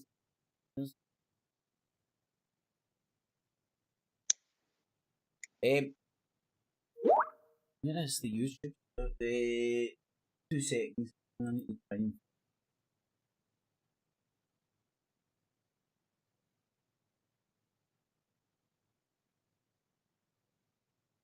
What's happening, Alan? You might bounce in for a wee chitty chat for 5 minutes, man. In fact, I need to go for a piss and my bed. Are you still on the stream? The stream's still on. Right. Night, everybody. Martin, stick about, don't hang up. Night, everybody. Thanks to Martin. I'll drop a link for his channel again if you want to go and check it out. Make sure you check it out if you want to catch the podcast in 2 weeks' time. Cool. Look forward to it. Mate, it will be good, man. Well. That'll be episode 6 then, I think. 5 on Sunday. Unless I get another one before then, but I don't think so. Shit, man, honestly, I've completely... I need to learn how to work YouTube again, I think. Do you know what it is? I'm just out of practice, man. But yeah. You're doing it live, though. I haven't got a clue about doing live stuff. Because like, see, when you do it regularly, man, everything's dead smooth. But right now, well, hold on, somebody. Stream deck. No, the stream's still doing it. I've just noticed somebody in the chat. I love this. This is brilliant. G inside the Star of David. What the fuck is that? Ooh. Well, funnily enough, man, it's for a lodge close to Martin. Because it is for a lodge in the your neck of the wood, mate. Because it's the person I'm coming to visit that bought it for me. Okay. And there was a lodge shutting down, and they were auctioning, selling their shit. And she knew that I would love that kind of memorabilia, and they bought it for me as a present. And I thought it was very cool. And the G inside the Star of David, well, go and look into Pythagoras. Sounds a mental thing to say, but that's what I would say. Go and look into Pythagoras and wonder why the Masons are doing that, and wonder. Then try and figure out what Zionism is, and who runs Zionism, and who runs Israel. If it's real Jews, woo! Don't ask me, man, 'cause I'll fill people's heads with shit, man. I think it's time to end the stream now. But Donald Duck in mathematical land. Also go and look at the lobby of the Houses of Parliament. Look at the lobby floor. And then date it, and then put a date on Israel and the Star of David popping up on the flag, Israel. And things that's what made things come into focus for me. Maybe they goes deep, doesn't it? It does go deep. Oh, mate, it's fucking crazy days, man. When you look into Pythagoras and all that shit, man. Just how it's been around for a long time.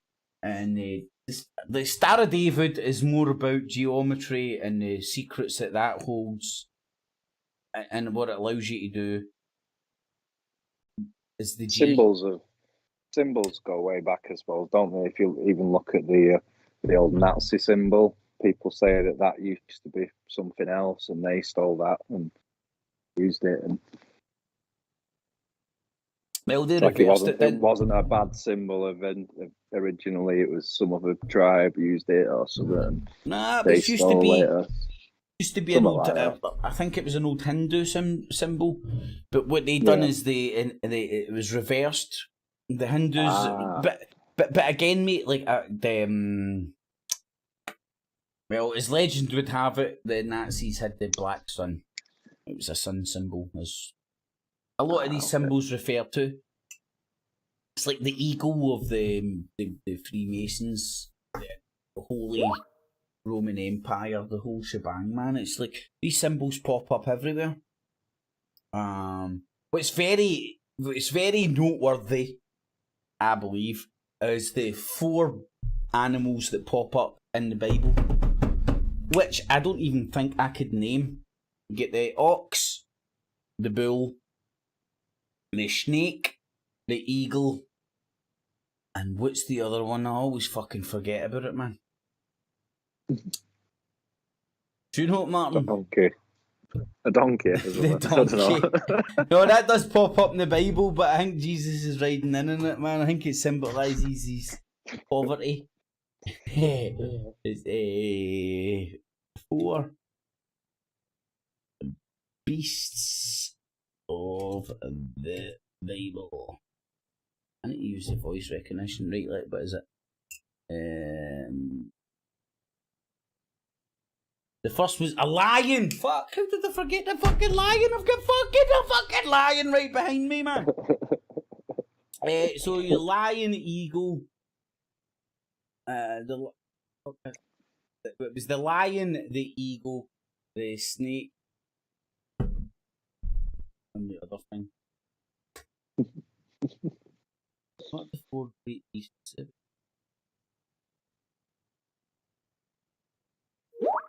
Shit, this just makes it worse. Oh, there we go, right? A lion, an ox, a man, and an eagle. There we go. That's why it is, because a man's considered the 4th. That's what always confuses me. So, I used to know that verbatim back in the day. But That's why when you go to Wall Street, you'll see the bull. That's why when you'll just see these symbols that animals use. The guy that I used to follow a lot back in the day, he had the Truth Hurts show. He used to pop up on a few of the networks and stuff.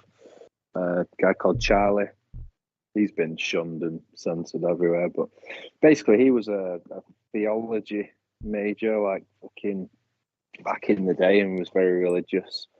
And then the more he got into it, he sort of had a bit of an awakening, found a lot of inconsistencies, anomalies, and he just does an excellent breakdown. He's back on YouTube again. He's got a channel called Christendom. Like dumb. As in dumb. dumb. Aye, right. Yeah. That's clever, man. I like that, man. That's a good plain words. Yeah, it's really good though. He dives into it like book by book and points things out. Like, yeah, it's really interesting. Do you know what, Martin? That's kind of the stuff that right now. Do you know your tastes change? But right now, that's the kind of stuff I love on YouTube. You know, just all that dissecting of the biblical stuff, man. I know even so much the biblical stuff, because the biblical stuff makes it seem like you refer only to the Bible, but there's so many canonical books out there which don't make it into the Bible. They didn't make it. They didn't make the cut. They were edited out, which some would argue are equally as important and all that jazz. But it's just it's food for thought and the wonderment of the mind. Yeah, definitely. Yeah. Right, Martin, I'm going to leave you to it, mate, because... Sorry, buddy? Yeah, it's been good, thank you. Oh, mate, I fucking loved it, man. Definitely need to do it again, man. So we'll send a few messages and do something during the week, man. If you fancy it. Yeah. Then, obviously, when I'm through in 2 weeks' time. Yeah, that'll be good. I look forward to that. Aye, man. No, man. Definitely. No seen you in ages, buddy. Good to meet you. Yeah, It'd be good to see the famine and all that as well, man. It'd be good. Yeah, definitely. Look forward to it, man. Right, my man. You take it easy. Have a good weekend. All right. Enjoy thanks it for and having chill me on. out. Take care. Oh, Take care, that's everyone. no problem, mate. Any fucking time, man. See if you ever see me doing a live thing. Drop us a thing. And Charlie, if you're listening, get in touch with me or Kip. Let's get it on. Oh, aye. Charlie Veitch, look at his studio. Go and look at his channel, man. Look at his studio. That's it. You can be on one side, Charlie can be on the other, and I can be like the guy in the middle. He's not seen your he's not seen your dungeon yet. He's not seen your dungeon yet, Martin. Oh God. Yeah, don't go down there. Right, my man. You have a good weekend, buddy. Right. All right, take care, everyone. See you, mate. You take care too, mate. I'll see you shortly, man. Cheers. Thanks, everybody. Kips Clips. And remember, citizens, always subscribe, hit the bell, notifications as well. 1995 plus shipping and handling will keep you out of hell. Catchies.